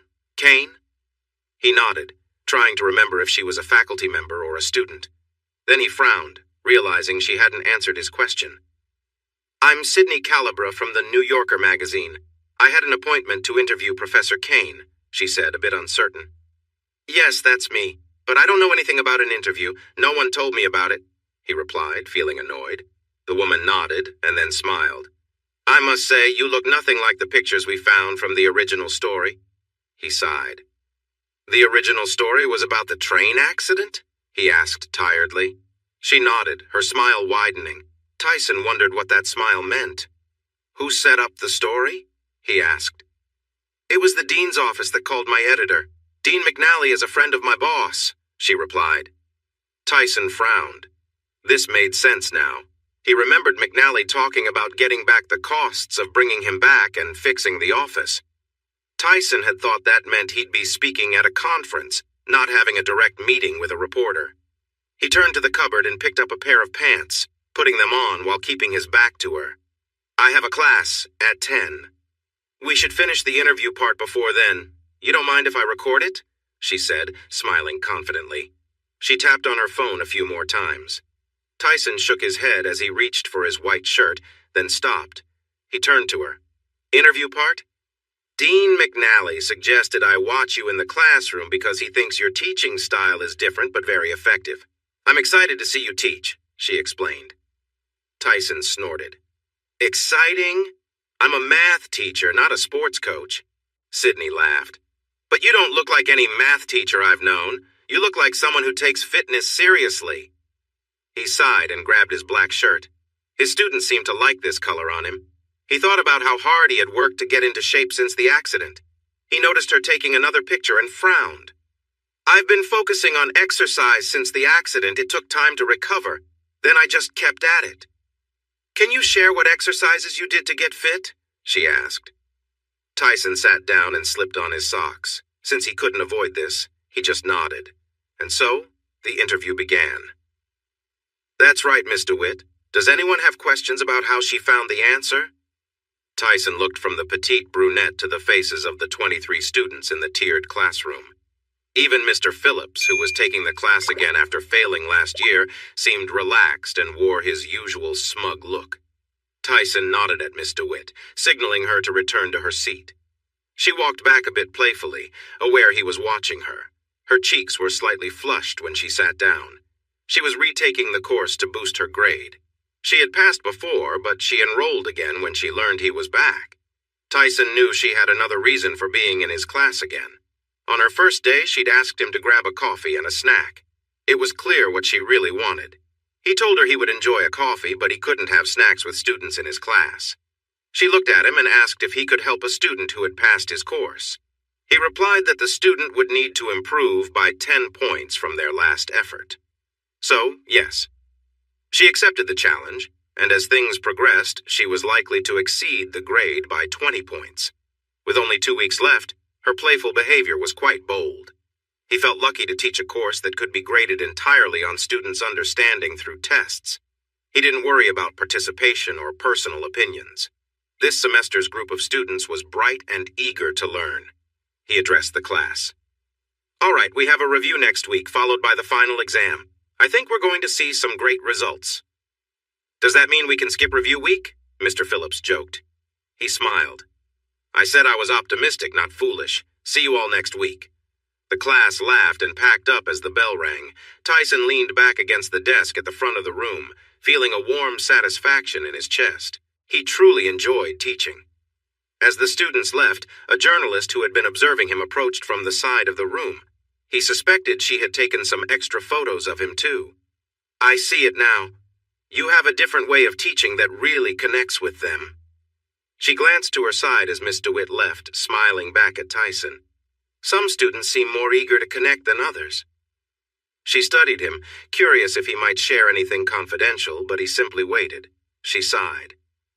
Are you really saying you've never thought about accepting any offers from these eager young students? I won't ruin this school's reputation with any scandals. I would never get involved with a student from my class, and I make sure to gently discourage any who show that kind of interest. You pointed out they're young. I could be their grandfather, he admitted. Sydney stopped and looked at him. Wow, I keep forgetting you're nearly 60. He smiled softly. I am 60. She blinked in surprise. Then her grin returned. You don't look like any 60-year-old I know. He shrugged. I need to prepare for my next class. Did you get all the information you need for your article? Actually, I was hoping we could continue this interview over dinner. I'd like to learn more about how your life has changed since the accident, she said with hope in her voice. I have a rental car, so I can drive us anywhere you'd like. My travel budget covers dinner. His expression became serious. I don't use cars anymore. I ride my bicycle to work. He noticed her interest in this fact and her disappointment about not continuing the conversation. While he wasn't eager to discuss his life, he felt he should give a good interview. If you'd like to join me for dinner at my place tonight, I can share the address. I have a nice roast cooking.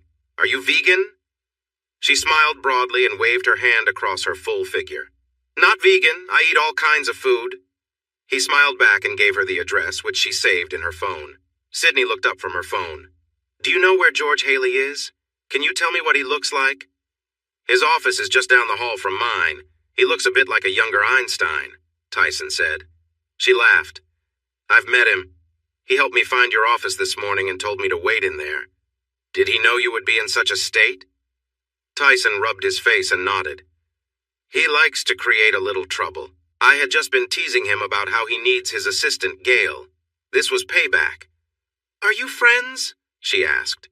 He nodded with a warm smile. "Yes, he's my best." Tyson paused, thinking of someone who once held that title. He cleared his throat and turned to gather his notes. "I'll see you tonight at 7? Sydney watched him. "Yes," she replied. With a nod, Tyson motioned for her to go ahead, then locked the classroom door before heading to the washroom for a moment of privacy, expecting she wouldn't follow him. George looked up when he heard a knock. The journalist he met earlier was standing there, smiling. He smiled back. "Nice trick you played on Tyson this morning," she said. George chuckled. "Glad I could help." She grinned, showing she held no resentment. She stepped inside and sat down in front of his desk. "It might have made things a bit awkward, but it gave me a great angle for my story. My editor will be happy, so thank you." George nodded again with a smile. "Who is Tyson Kane's best friend?" she asked directly. His smile faltered before he nodded slightly. "These days, that's probably me." "So it used to be his wife?" she asked. He nodded, raising one eyebrow. He sighed. "His best friend once was a woman named Ashley Collins. They grew up next to each other and were very close until he went to Europe for school. While he was gone, she married the previous dean of the university, Franklin Dunnings. Ashley helped Tyson get his job here." He paused, preparing to explain further. "At Franklin's retirement party, Ashley's marriage ended badly. After that night, Ashley disappeared and went to Europe somewhere. We haven't heard from her since." George could see thoughts swirling in the reporter's mind. Finally, she spoke. "Childhood friend and wife. Friends or rivals?" He frowned. "I don't want to guess about that. And I strongly suggest you don't bring it up with Tyson." The woman looked at him, then nodded. She got up quickly. "Thanks again for your help this morning." George nodded as he watched her leave, feeling a bit uneasy. He thought about where this story was going and hoped the dean would review it before it got published, for Tyson's sake. Sydney had a lot of great material for an interesting story. Tyson's change from a chubby bear before the accident to a fit tiger afterward and his exceptional teaching, both before and after, made for fascinating reading. She needed to learn more about what he was like before the accident and his friendship with his old best friend. She stopped to talk to the two women at the small office. "Hi, I'm Sydney Calaber from The New Yorker. I'm working on a story about Tyson Kane." The women smiled broadly, clearly fans of Tyson. "I spoke to George Haley, but I'd like to find more people who can share information about Tyson's work before the accident." The two women exchanged glances, and the one with a ponytail seemed to have an idea. She turned to her colleague. "Mrs. Cromwell." The other woman nodded eagerly. "The library is where Mrs. Cromwell works now. She was in human resources for years. She knows a lot about everyone." "Thank you," Sydney said, waving as she left the office. Now she had someone to find. After his last class, Tyson hurried back to his office to change into his cycling clothes.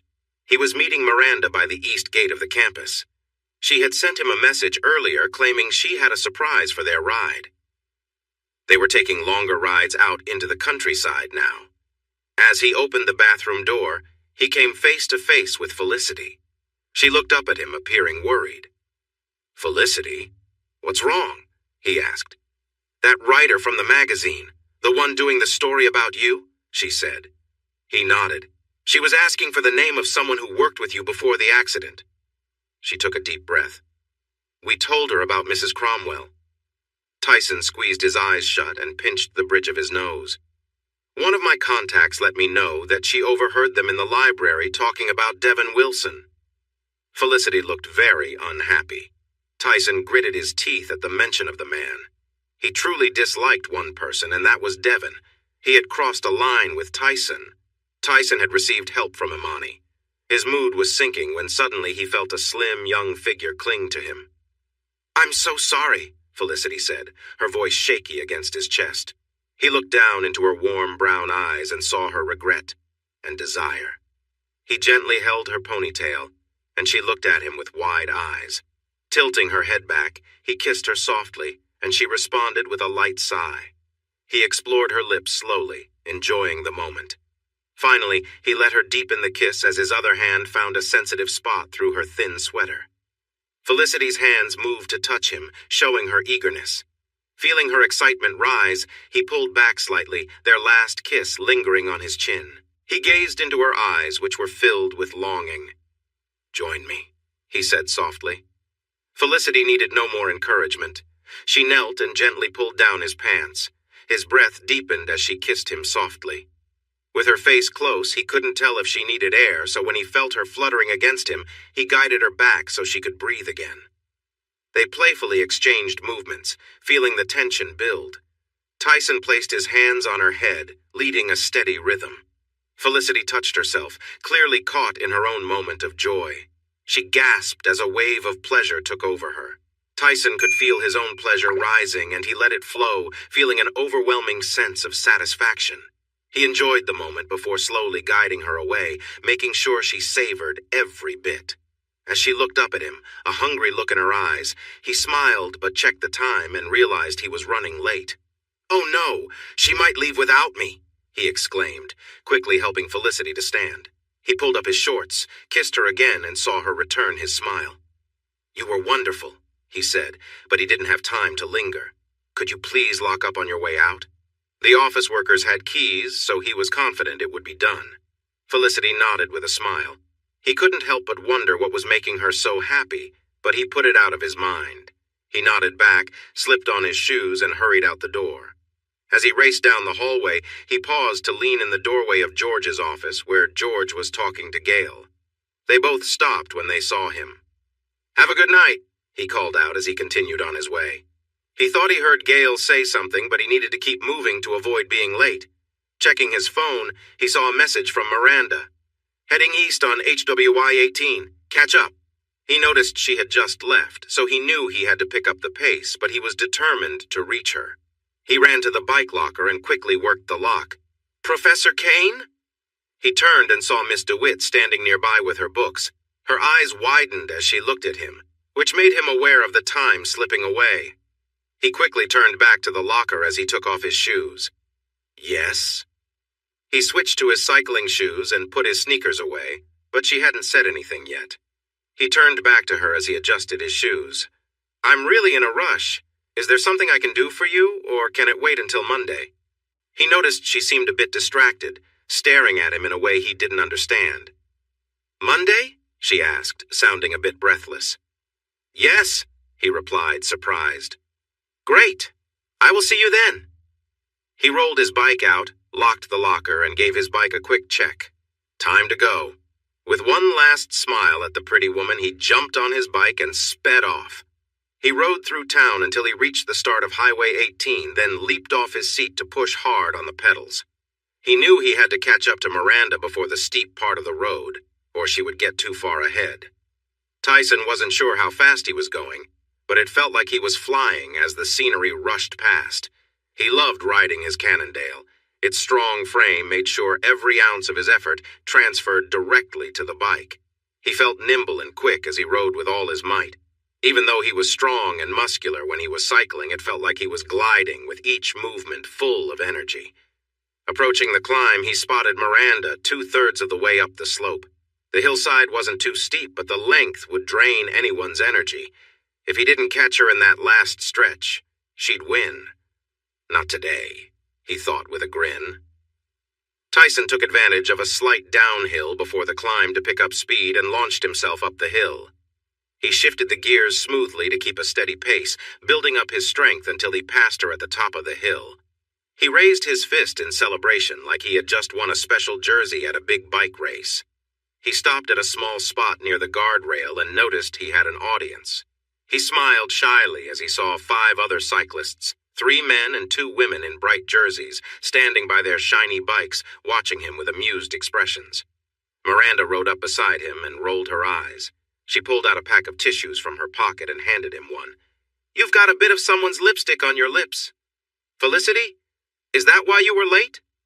He was taken aback by her tone as he wiped his lips. He looked at the tissue and saw there was quite a bit on it. He glanced back at her. "Sorry for the holdup. I tried to leave as quickly as I could." He tucked the tissue away. She let out a frustrated sound and took another tissue, trying to clean the trace from his chin. "If you follow those marks down, you might find out where they lead," joked one of the male cyclists. The young woman next to him playfully hit his arm, and the rest laughed. Tyson caught Miranda's hand and looked at her with a question in his eyes. She simply pulled her hand back, leaving him with the new tissue. He wiped his chin absent-mindedly, waiting for her to explain. "I think Professor Kane can manage on his own, Miranda," the nearest male cyclist said, glancing between them. Tyson turned to the group. "Is this the surprise you mentioned?" he asked, hoping to lighten the mood. The young man reached out his hand. "Hi, I'm Ken Drake. I'm Miranda's boyfriend." Tyson smiled and shook his hand. "Nice to meet you. Miranda told me about you two. Congrats." Ken nodded politely, but still looked a bit uneasy. One of the other couples moved a bit closer. "I'm Tim, and this is the lovely Penny," Tim said, gesturing to his partner. Tyson nodded and smiled back at them. The last two seemed ready to go. "David and Riley," the last man said.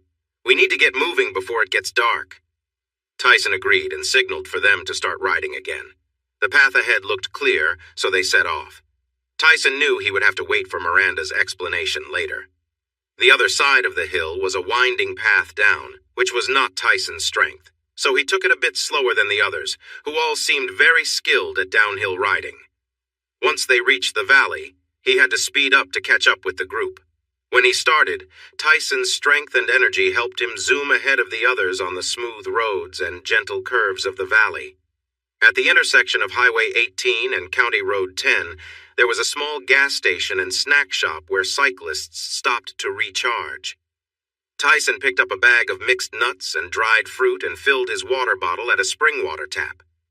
Tim approached him, hands on his hips and a big smile on his face.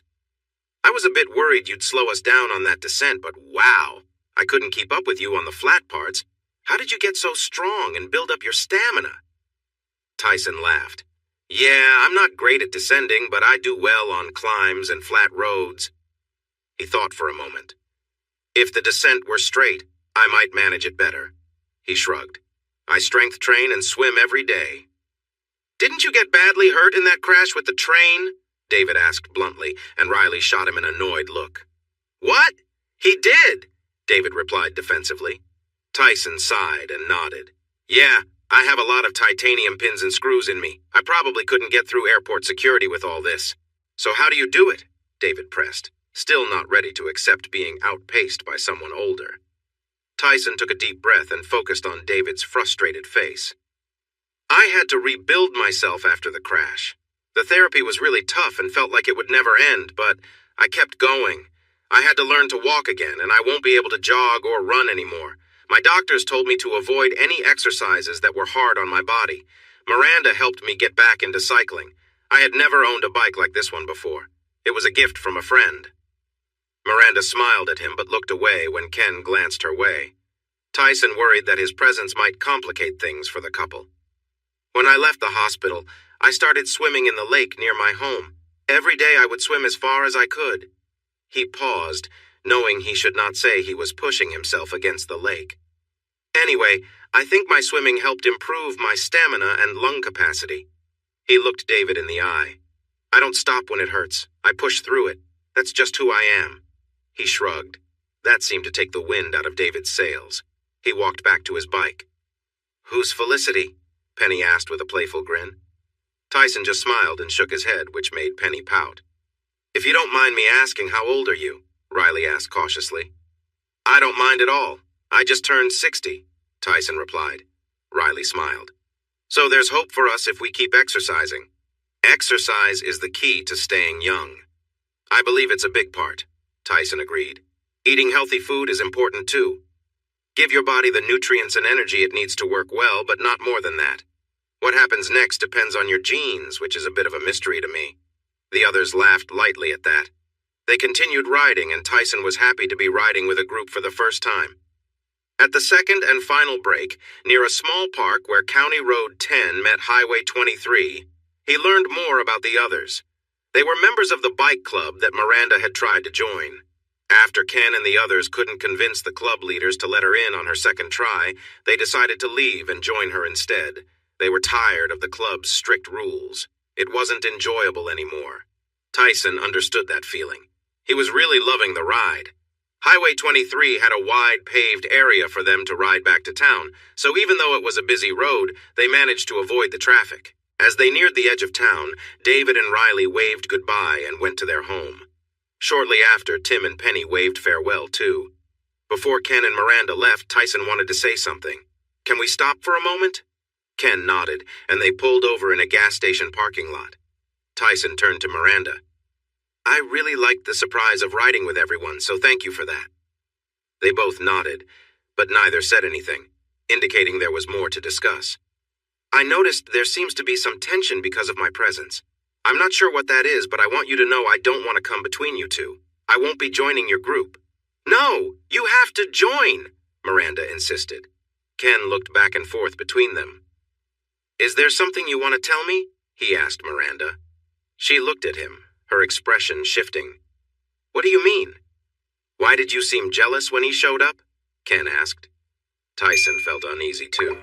It appeared that Miranda hadn't told her new boyfriend about their past, but that part of their relationship ended months ago. Miranda looked uncomfortable. Tyson took a deep breath. This could complicate things, but honesty was important. "Miranda and I are just friends now." Ken raised an eyebrow. "Now?" Tyson nodded. "We met last year. As I said, it was her idea to get me cycling, which helped me get out of my shell during a tough time. We had a close friendship and were together, but we both knew it wouldn't turn into something more. When Miranda said she was interested in someone else, we decided to end the romantic part, but stay friends." He glanced at Miranda, who looked guilty. "That's my part. Miranda, please." She looked at him, her cheeks flushed and eyes slightly teary. She cleared her throat as both Ken and Tyson waited for her to respond. "My reaction today surprised me too," she said softly. "I had never thought Tyson was seeing anyone else. I knew in my head we weren't in the same relationship anymore, but my heart wasn't ready to accept it." Tyson raised his eyebrows while Ken frowned. "Are you in love with him? Why did you choose to be with me? Were you just playing with my feelings?" he asked sharply. "No, I'm not playing with you. I really like you, and I want to see how our relationship can grow," she replied earnestly. She glanced at Tyson. "I'm sorry. It's hard to let go of feelings for someone you've been close to. I'm just learning, and there's no guide for this." Tyson nodded. "I understand. I should have been stronger. I won't let anything ruin a friendship, and it sounds like you two are good together. You should talk about this openly and kindly. If you figure it out and still want me in the cycling group, just let me know. Thanks for the ride tonight. It was really enjoyable." He reached out to shake Ken's hand with a hopeful smile. After a brief pause, Ken shook his hand, nodding to Miranda, who appeared to need some space. Tyler rode away, feeling relieved as he sped through the last stretch. He checked the time and noticed he still had an hour before his guest would arrive. He breathed a sigh of relief. Then he remembered what Felicity had said about the questions Sydney had for Mrs. Cromwell. Mrs. Cromwell was one of the last guests to leave the party that night, and she had a reputation for gossip. He suddenly felt less excited about the evening ahead. The small roast smelled wonderful. When he took it out of the oven, it looked just as good as it smelled. The roast potatoes were crispy and golden, and the baby carrots were soft. He figured there was just enough for two, which meant he didn't need to rush to add other vegetables. Fresh rolls and butter were already set at the table.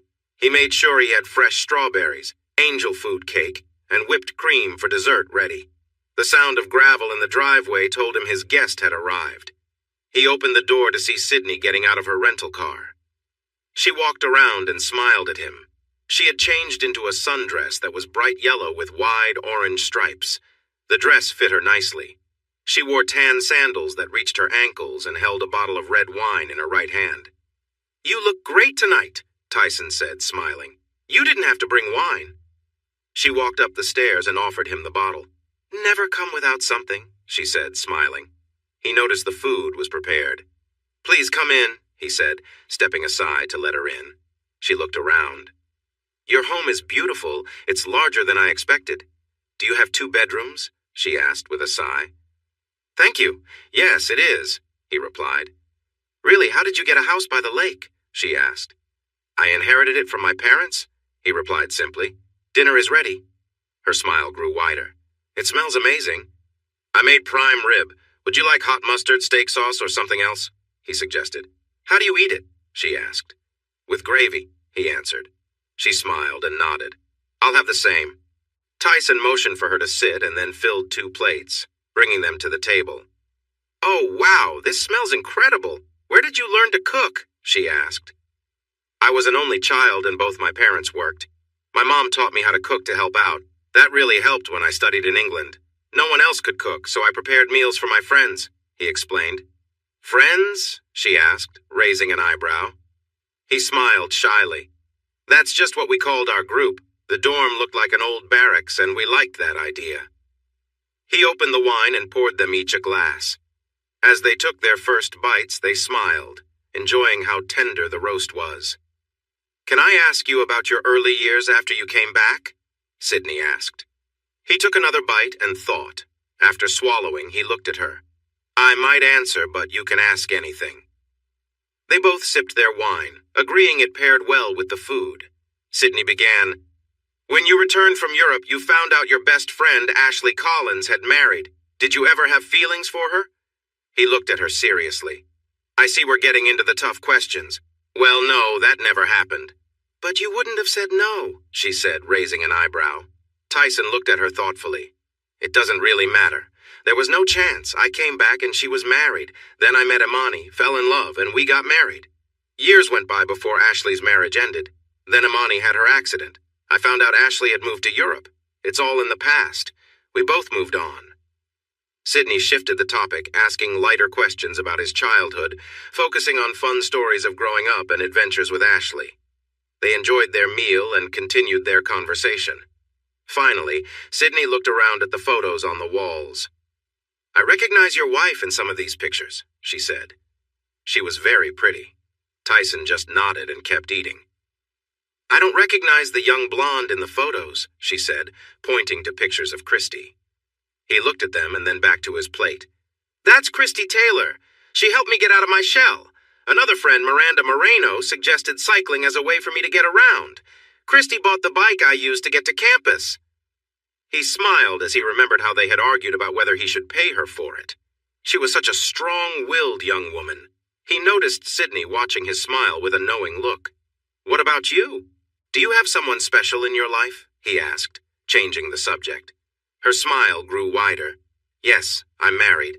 It's been 3 years. Her name is Phoebe, and she's a nurse. She held his gaze with confidence. A nurse in New York City. That must be a hard job, he said. And she nodded, pleased that he was being open-minded. It's nice to see someone your age who thinks that way, she commented. Tyson laughed. Glad to see someone knows my real age. She chuckled. You really don't look your age. Whatever you're doing to stay young, keep it up. You might make a fortune teaching it to others. He shrugged as he used his roll to finish his meal. I have enough money for the life I want. I live simply, so my expenses are low. He looked at the journalist.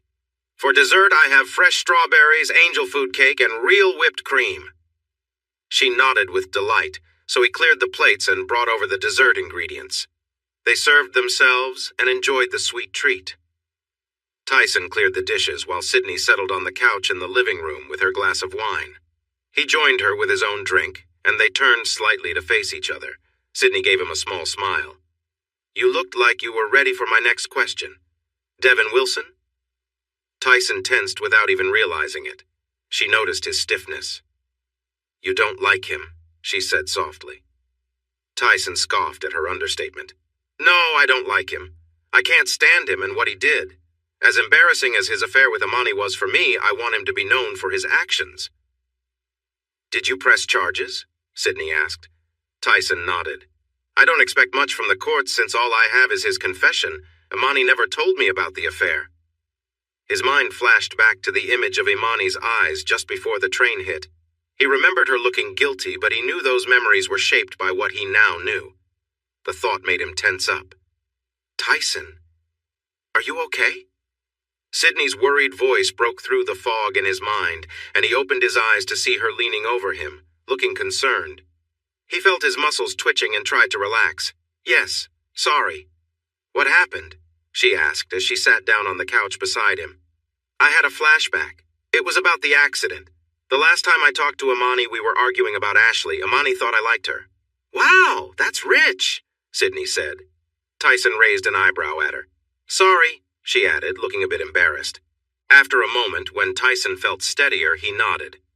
I was upset, so I brought up how she acted around Devon. This was right before the accident. He hadn't meant to say that, but the words just came out. Oh no, I'm so sorry, Sydney said softly, clearly shaken by what he shared. Do you have enough for your article? Can we end the evening now? I'm a bit tired, Tyson asked. He wanted to stop talking. Oh, sure. Yes, I have enough, she replied. Tyson stood and walked Sydney to the door. She turned and hugged him. You're a good man, Tyson. Just my opinion, but you didn't deserve any of this, she said. He hugged her back. Thank you. Take care out there.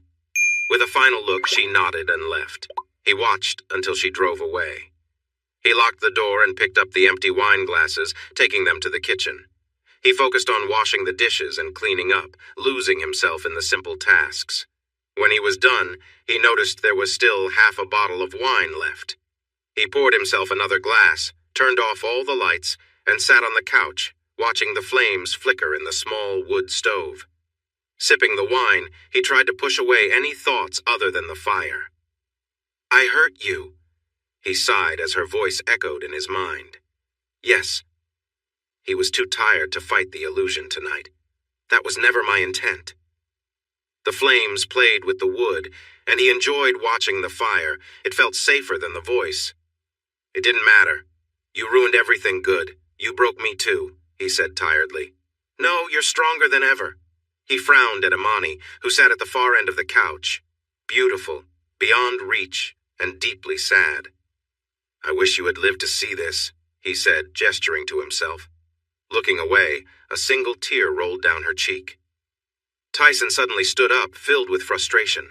He moved to the patio doors and stepped outside into the backyard. He walked down to the sand and stood, gazing out at the calm water. The sun had just set, but there was still enough light to see. He looked up at the clear sky, free of clouds. The night was calm and quiet. After taking a moment to enjoy this calm, he breathed deeply to relax himself. This helped him regain his clear thinking. His thoughts were tangled with emotional issues tonight. It was overwhelming. I'm sorry. Please stop saying that, he said softly. He looked to the side and saw Imani standing there with her hands clasped together. She looked both lovely and troubled. He turned to her. I don't want to hold on to anger about you. I loved you. Yes, there was a mistake, but staying angry won't help. I only need you to leave. It's been 7 years. Please let it go. I can't, not yet. He turned back to the water. Why is this happening? The lake doesn't want you. I get it. I don't need to hear it again. He sighed tiredly and noticed she was gone. He was by himself. He realized it was hard to ignore these visions. He wondered if he was losing his grip on reality. He hoped that wasn't true. It would be frustrating to endure all this pain and get back to his life, only to lose his mind now. For Tyson, the month after Sydney's interview passed with his usual activities and endo-fear routines. The final exams came and went, and his students did well. Miss DeWitt raised her score by 22 points.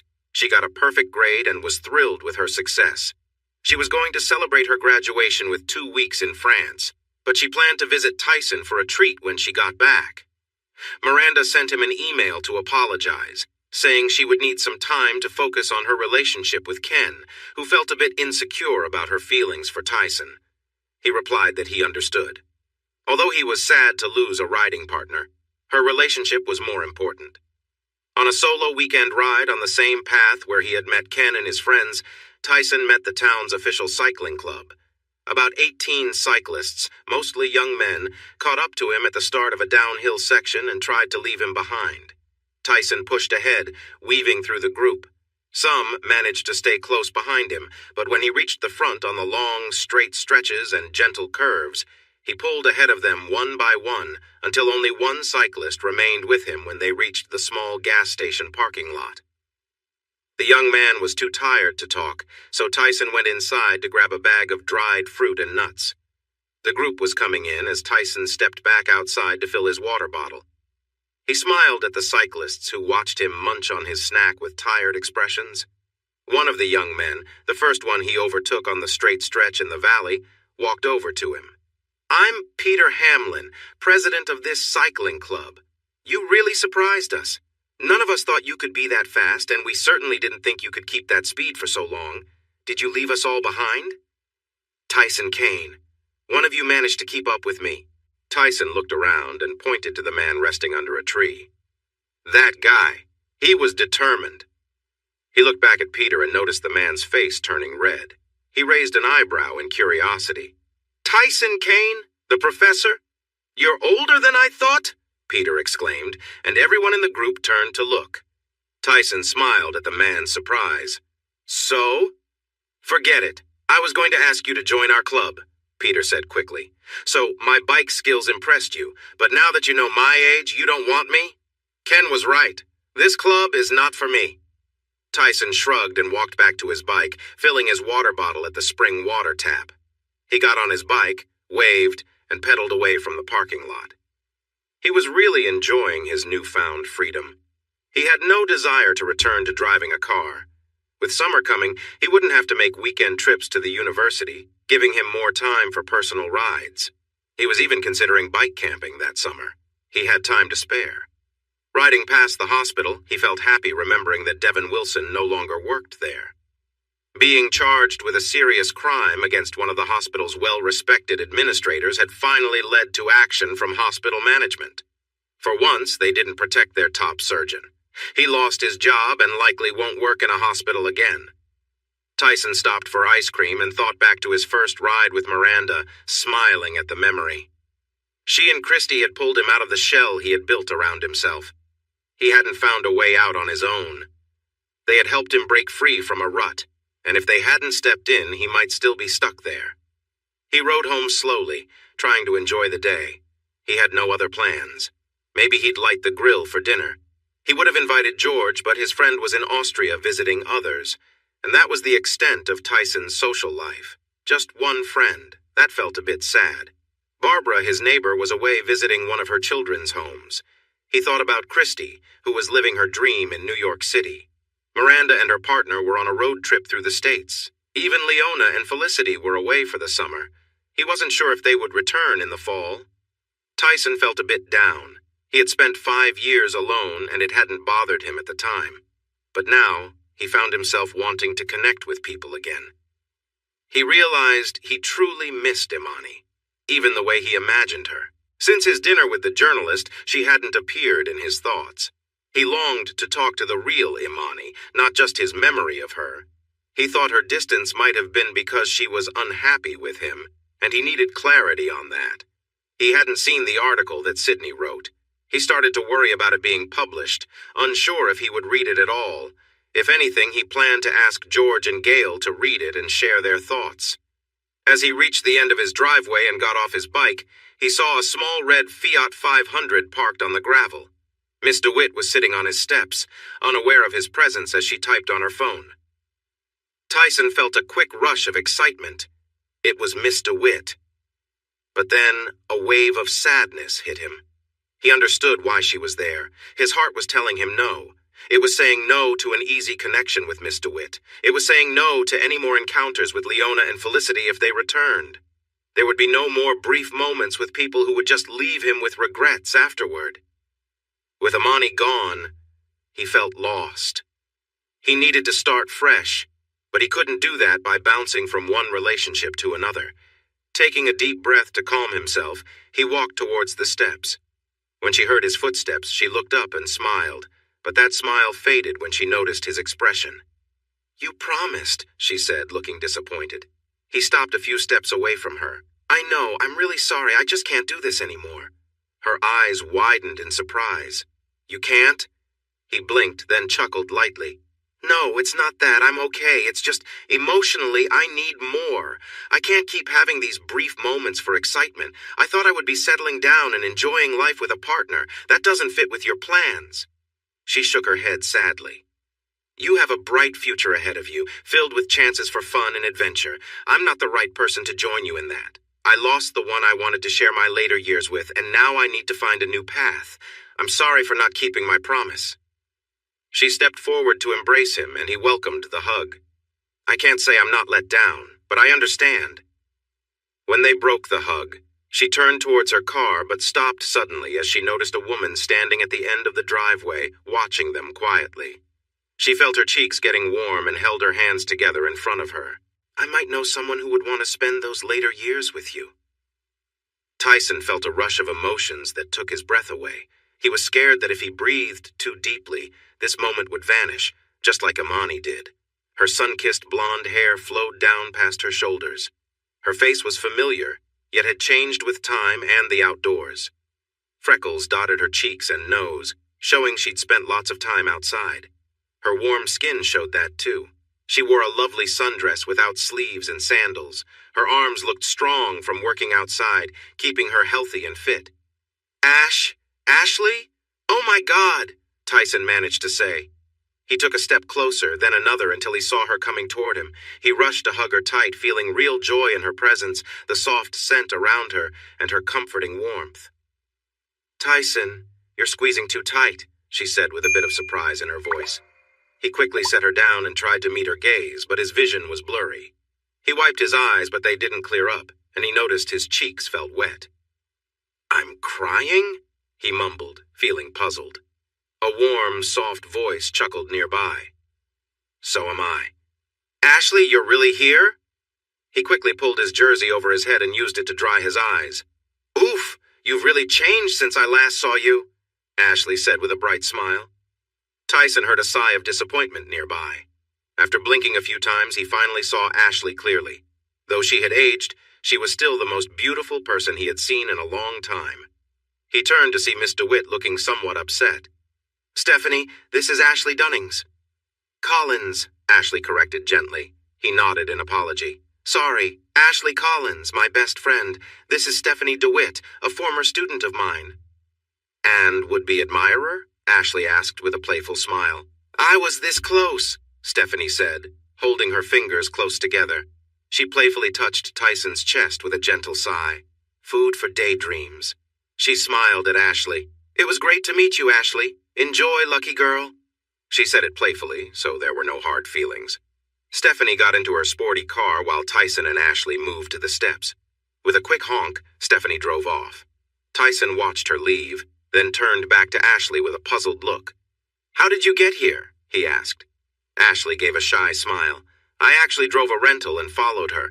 When she parked here, I went past and parked next door. I waited in my car watching her and saw her sit on the steps because you weren't home. When you arrived, I quietly got out of my car and moved to the edge of the bushes to listen. I was unsure if you had a new girlfriend. I don't. I'm not with anyone. Well, George Haley is still my friend, he replied, excitement clear on his face. She was back. Should I move my car? She asked. Oh, you can, but Barbara won't be back for a week, he said with a smile. Later then. Should we go inside? Ashley asked, enjoying the happy look on his face. Of course. Please come in, Tyson quickly said. He went up the stairs and opened the door for her. Once she was inside, he hurried down and brought his bike upstairs, placing it beside the door. Can I get you something to drink? He asked. Water would be nice, she replied as she settled onto the sofa and looked around. Tyson rushed into the kitchen and came back with a glass of water. He handed it to her and said, I can't believe you're here. What perfect timing. He sat next to her. I thought you'd never want to see me again. What I did that night was terrible, she suddenly said, shaking her head sadly. I went to Tuscany, Italy to stay with my aunt at her vineyard. She helped me get away from Franklin. I isolated myself because I felt so ashamed. Tyson took her hand. Ashley, there was nothing to forgive. I understood what you were going through, and I cared for you too, but I wasn't available. I cared for Imani as well. Ashley nodded. I'm so sorry I wasn't there for you after she passed away. I didn't know until Miss Caliber found me at my aunt's vineyard. Sydney Caliber, the journalist? Tyson asked, surprised. Ashley nodded. Yes, she said her editor sent her to find me for a story. She's an amazing investigator, as the connection between my family and my aunts is not easy to find. She told me everything that happened here after I left. I cried a lot that night. I felt like I had let my best friend down again. Tyson softly kissed her hand. You never let me down because you didn't know. I missed you so much, but I understood you needed to leave the place that hurt you. Tears filled her lovely blue eyes. I never wanted to leave you. I thought I had to protect your marriage. I didn't know you were actually alone. Did you mean what you said in the driveway? Will you share your life with me? She burst into happy tears. Yes, Tyson, yes, Ashley whispered with joy. They shared a long, heartfelt kiss, both realizing they were crossing the line from friends to something more. Her hands gently tangled in his hair as he held her face tenderly, deepening the moment they'd both dreamed of. Ashley sighed happily, recalling the brief, hesitant kiss they'd shared years ago. Now, there was no hesitation, just a feeling of closeness and mutual care. Tyson gently lifted her into his arms and carried her into his bedroom, placing her softly on the bed. He lay beside her, brushing his lips against hers with warmth and devotion, as if capturing every detail of this long-awaited moment. For Tyson, this was a turning point, one he had once imagined when he returned from Europe.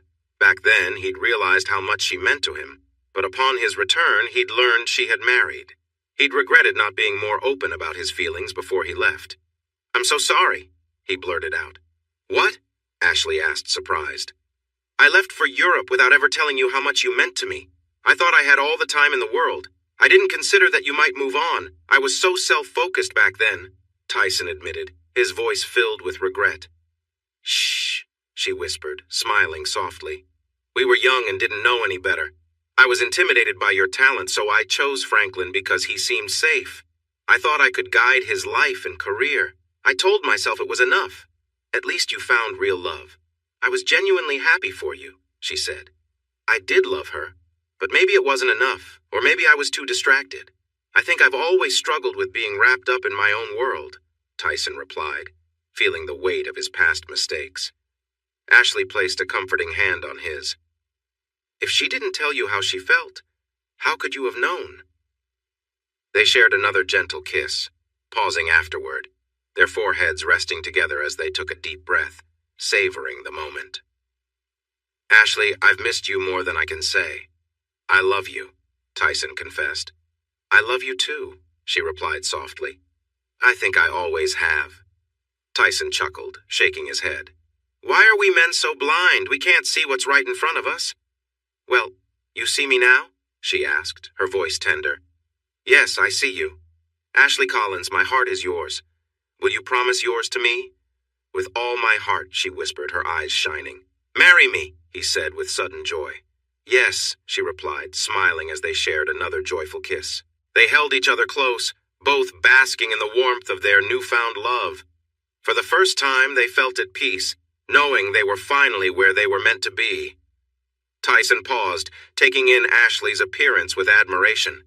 She looked vibrant and healthy, a testament to her active lifestyle on the vineyard. She reminded him so much of her younger self, with her graceful figure and warm smile. You're beautiful, he said, his voice full of genuine appreciation. Ashley smiled back, teasing him. Not as pretty as that young blonde in your living room pictures? He laughed, realizing she'd noticed the photos. Oh, you mean Christy? She does bear a strong resemblance to you from years ago. Ashley made a playful pout. Tyson couldn't help but laugh. It was an expression he recognized from Christy as well. Her name is Christy Taylor, he explained. We were close for a time, and she helped me find a way out of my own struggles. She's a good friend, and I'll always be grateful for that. Turning his attention back to Ashley, he looked at her with warmth. But you're the true beauty to me, he said softly. He pulled her close, sharing a tender kiss. Their connection was deep, grounded in years of unspoken feelings and memories. Tyson held her tightly, letting his affection speak for itself. She leaned into him, feeling his warmth, and chuckled when he gave her a gentle squeeze. They shared a light-hearted moment, with Ashley brushing her fingers over his shoulder. You know, you're in great shape yourself, she teased, a twinkle in her eyes. That girl today was right. I am very lucky. Tyson gave her a playful grin. And let me show you just how lucky you are, he replied with a mischievous gleam, lifting her onto the bed with surprising ease. They laughed together, and he kissed her forehead, letting his affection for her show in small gestures. When he finally pulled back, she relaxed on the mattress, a wide smile on her face, feeling grateful for the simple joy of being close with him again. Tyson looked at her, his own heart full. He'd waited a long time for this moment, and now they both felt at peace, content in each other's presence. The connection between them was filled with warmth, laughter, and shared memories, marking the start of a new chapter in their lives together. Ashley was filled with joy and overwhelming emotion. She looked up at Tyson, grateful for the deep connection they shared, feeling truly loved and appreciated. Tyson settled beside her on the bed, gently brushing her cheek and offering a warm, comforting smile. She felt a sense of peace wash over her, realizing just how much this moment meant to both of them. "Was that something new for you?" Tyson asked softly. She nodded, smiling. "Yes, I've never felt anything quite like this before." He chuckled, giving her hand a squeeze. "Well then, there's plenty more to look forward to." She sighed, feeling both content and a bit playful. "I want to make you feel just as appreciated, but I'm exhausted," she admitted with a small laugh. Tyson's eyes sparkled with warmth. "There's no rush. We have time, and I'm here with you." They shared a gentle, lingering kiss, savoring the quiet happiness that had blossomed between them. The simplicity of the moment, the quiet closeness, felt like the beginning of something new and lasting.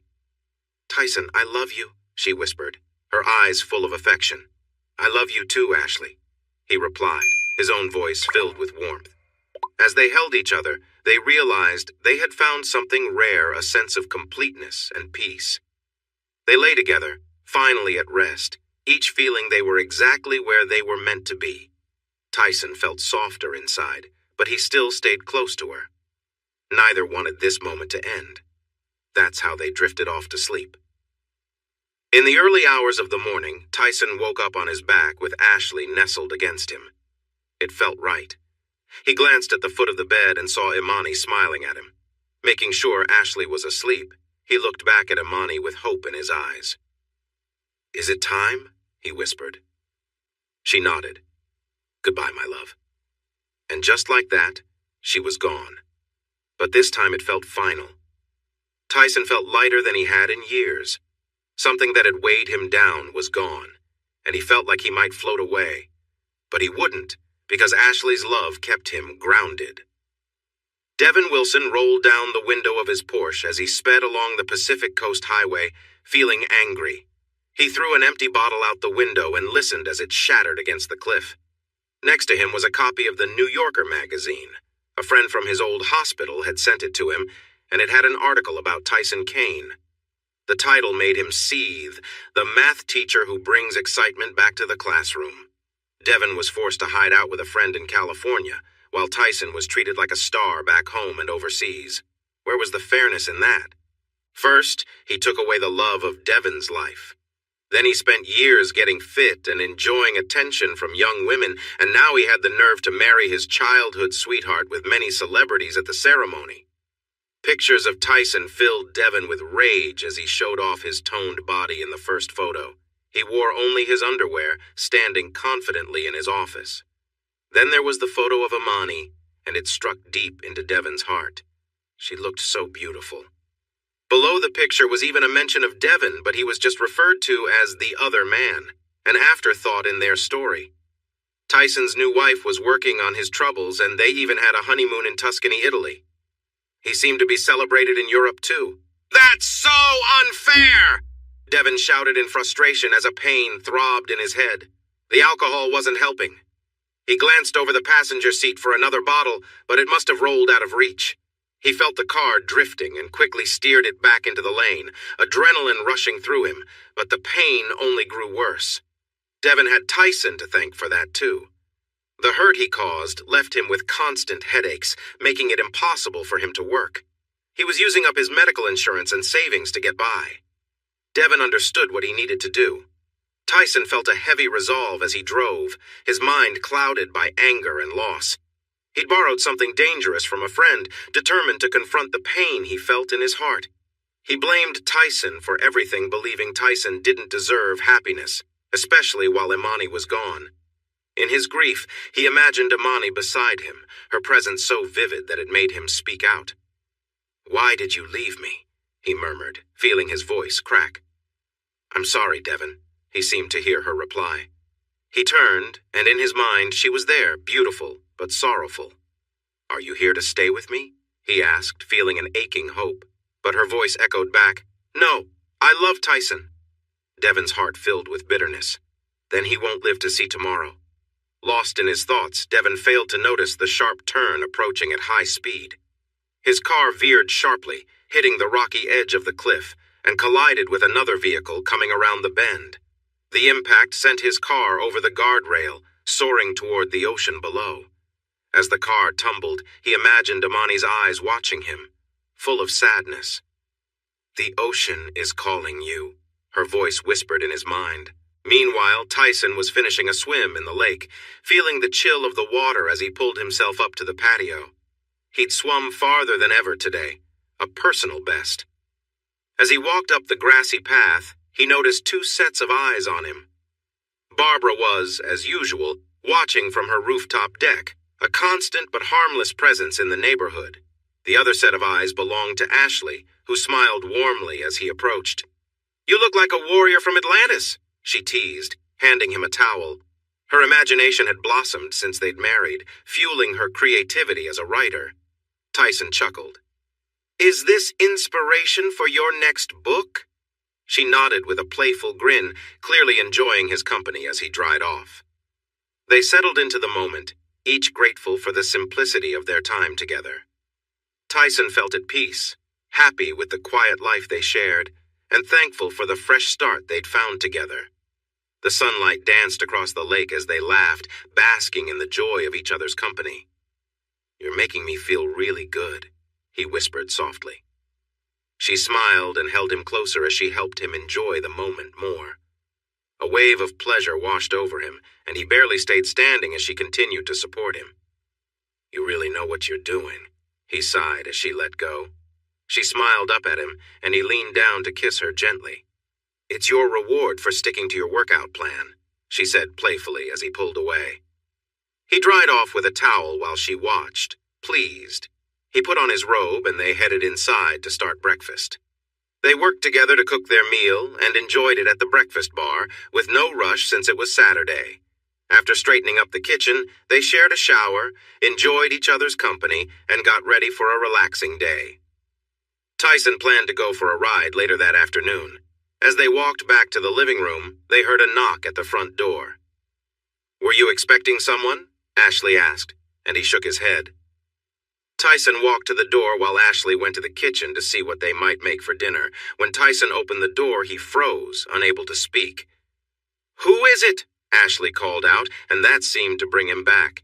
"It's Christy, and—" He stepped back and motioned for the young woman to come in.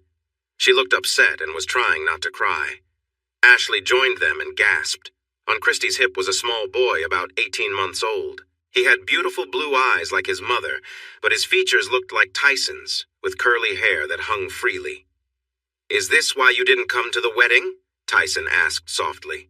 Christy nodded, looking nervous. Ashley was the first to react. "He's adorable. What's his name?" Christy smiled with relief. "Aiden." "Can I hold him?" Ashley asked with excitement. Christy nodded and carefully handed the boy to Ashley. The older woman smiled, and the baby returned her gaze with a big smile. "Oh my, he's such a charmer like his dad," Ashley said, glancing at Tyson, who was still in shock. "Maybe you two can talk about this outside while I play with Aiden?" Tyson and Christy nodded and walked out the back door while Ashley found some toys. They sat on the patio, and Tyson spoke first. "How do you spell it?" "A.I. Wyden," Christy answered quickly. "So, my dad's name?" Tyson said quietly. "Why didn't you tell me?" Christy looked down, feeling ashamed. "When I visited you that weekend, I was having a tough time. I told you about my boyfriend, but really I had broken up with him months before. I wanted to be with you, but I was also focused on my career. I made some bad choices. I stopped using my birth control after we broke up, so I was able to get pregnant that weekend. We shared some really special moments together. Then we talked, and you helped me think clearly. I realized I needed to focus on my career." She took deep breaths as her words poured out. When she felt more at ease, she continued. "I thought about taking the day after pill, But I just couldn't do it. When I found out I was going to have a baby, I knew I wanted to keep the baby. He's a part of you that I can hold on to. I couldn't love him more. Tyson was shocked by what she shared. Why didn't you tell me? He asked again.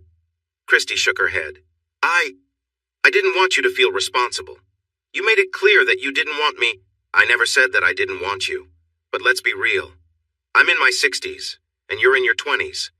You deserve to find someone who can be with you for a long time. You're so young, and there is so much ahead of you. Be patient, and keep your heart open. She nodded, but her lip quivered. He felt for her, so he pushed his chair back and opened his arms. She immediately moved to sit on his lap, and tears flowed as he gently comforted her. They stayed like that for a while until Christy managed to calm down. I always feel better when I'm with you, Christy said softly. You will find someone who can give you comfort. I'm always here as a friend and will support you in every way I can. But the deeper connection is with Ashley now. They sat together in silence, appreciating the simple joy of being close. Christy stood up and returned to her chair. My next question is, why now? Tyson asked. Christy smiled softly and raised her chin. Remember I told you my job was expanding into Europe? He nodded. I had to turn down the position because I was pregnant then. She paused to take a breath. The job is open again, but now it's global. They want me, but it means a lot of travel. I might be away for 3 weeks out of 4. The pay is more than double what I earn now, and the experience would be amazing. I can't say no. But you have Aiden. Yes, I can't take him with me, and I don't have anyone to watch him. I came home to introduce him to my parents. They didn't know either. Tyson raised his eyebrows. You didn't tell your parents? How did that go? Dad isn't speaking to me, and Mom is upset that she missed his early days, but she is happy to have a grandson. Aiden really won her over. She sighed. Mom says Dad just needs some time. She believes he will come around, but I know he can hold on to anger. Tyson nodded. Were you going to ask them for help with him? No, I wanted to ask if you could help. Aiden needs his dad. Tyson's eyes widened in surprise. I've never been a dad before. I've never been a mom before either, and I had to do it alone. She raised her hands in surrender. I know I chose this, but I really need some help now. Tyson noticed that it was hard for her to ask for help. We need to talk this over together. Ashley has a say in this too. Let's go inside. They walked back into the house and heard the happy laughter of a little boy. They found him playing on the living room floor with Ashley, who greeted them with a big smile. He's so smart. She raised her hand to invite Tyson to sit on the floor beside her. He complied, and Christy sat on his other side. Aiden quickly crawled onto Tyson's lap and reached up to him. Tyson helped the boy stand, and Aiden grabbed his hair. The little one babbled excitedly while looking at Tyson's hair, then pulled at his own. Christy had tears of joy in her eyes as she smiled at her son. Yes, he has your hair. He's your daddy. Da? Aiden asked. Christy gasped a little in surprise, and more happy tears fell. Yes, Daddy. Tyson was amazed by the thought that this bright little boy was his child. He never thought he would have kids, especially not one as wonderful as Aiden. He turned to Ashley. Christy has a job opportunity that she can't pass up. She wants to know if we could look after Aiden while she's away. Yes, Ashley replied excitedly. Tyson looked surprised at his wife. It's going to take a lot of our time. Then he focused on Christy. How long will this new job last? She held his gaze. 2 to 5 years, but if it works out well, it could be longer. I promise to spend all my free time with Aiden when I can. Tyson nodded and turned back to Ashley. This place isn't really set up for another person, Ashley scoffed. That's easy to fix. The spare room we turned into my writing space can turn back into a bedroom in no time. We could change it today. Where will you stay tonight? She asked Christy. I was planning to get a hotel room, she answered. No, you can stay here, Ashley insisted. She looked at Tyson. Christy and I can go into town and get a bed delivered this afternoon. Oh, and what about a crib for Aiden? I have his crib and everything else in my minivan, Christy admitted shyly. Tyson raised his eyebrows in surprise as Aiden reached for them. That was a bit painful. Ashley beamed again. Perfect. Are you sure I'm not putting too much on you? I know you've just gotten married, and now I'm asking you to take care of my son, Christy said. Ashley took Christy's hand. I always wanted kids. Just because I couldn't have my own doesn't mean I didn't want to help. Now that I'm married to the man I've always wanted, it feels like it's too late. Aiden's arrival is just right. Seeing the worry on the younger woman's face, she moved to lighten it. Please don't misunderstand me. I'm not trying to take your place as his mother. That will always be you. I just have a lot of love in my heart that I haven't had a chance to share. Christy was tearing up with happiness. Thank you. The two women hugged tightly and then hurried to the spare bedroom to discuss how to turn it back into a bedroom. Tyson and Aiden were left in the living room, watching each other as the women busied themselves. Tyson smiled at his son, who still had his small hands in his dad's hair. Aiden giggled at his father's smile and bounced on his little legs. Da, da, da! An odd feeling surged through Tyson. He had never felt anything like it before. In that moment, he knew he would do anything to protect this little boy and make sure he was happy. He pulled Aiden close for a hug, giving him a playful sniff. The boy erupted in laughter. Tyson pressed kisses on the boy's cheeks. Aiden wrapped his little arms around Tyson's neck and gave him a sweet kiss on the cheek, too. Feeling that he was being observed, Tyson glanced towards the spare bedroom and caught Ashley and Christy watching him play with Aiden. They both looked eager. Tyson raised an eyebrow and tilted his head slightly at Ashley. She caught his hint and exchanged a look with Christy, whose face turned a nice shade of pink. Let's see what's in your minivan, Ashley said, taking Christy's hand and leading her to the front door.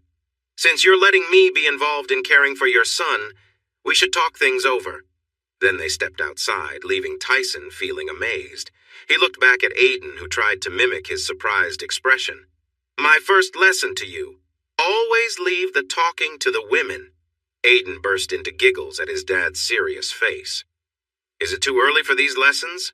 Tyson asked, and Aiden nodded. Happy wife, happy life, Tyson suggested, and Aiden nodded again.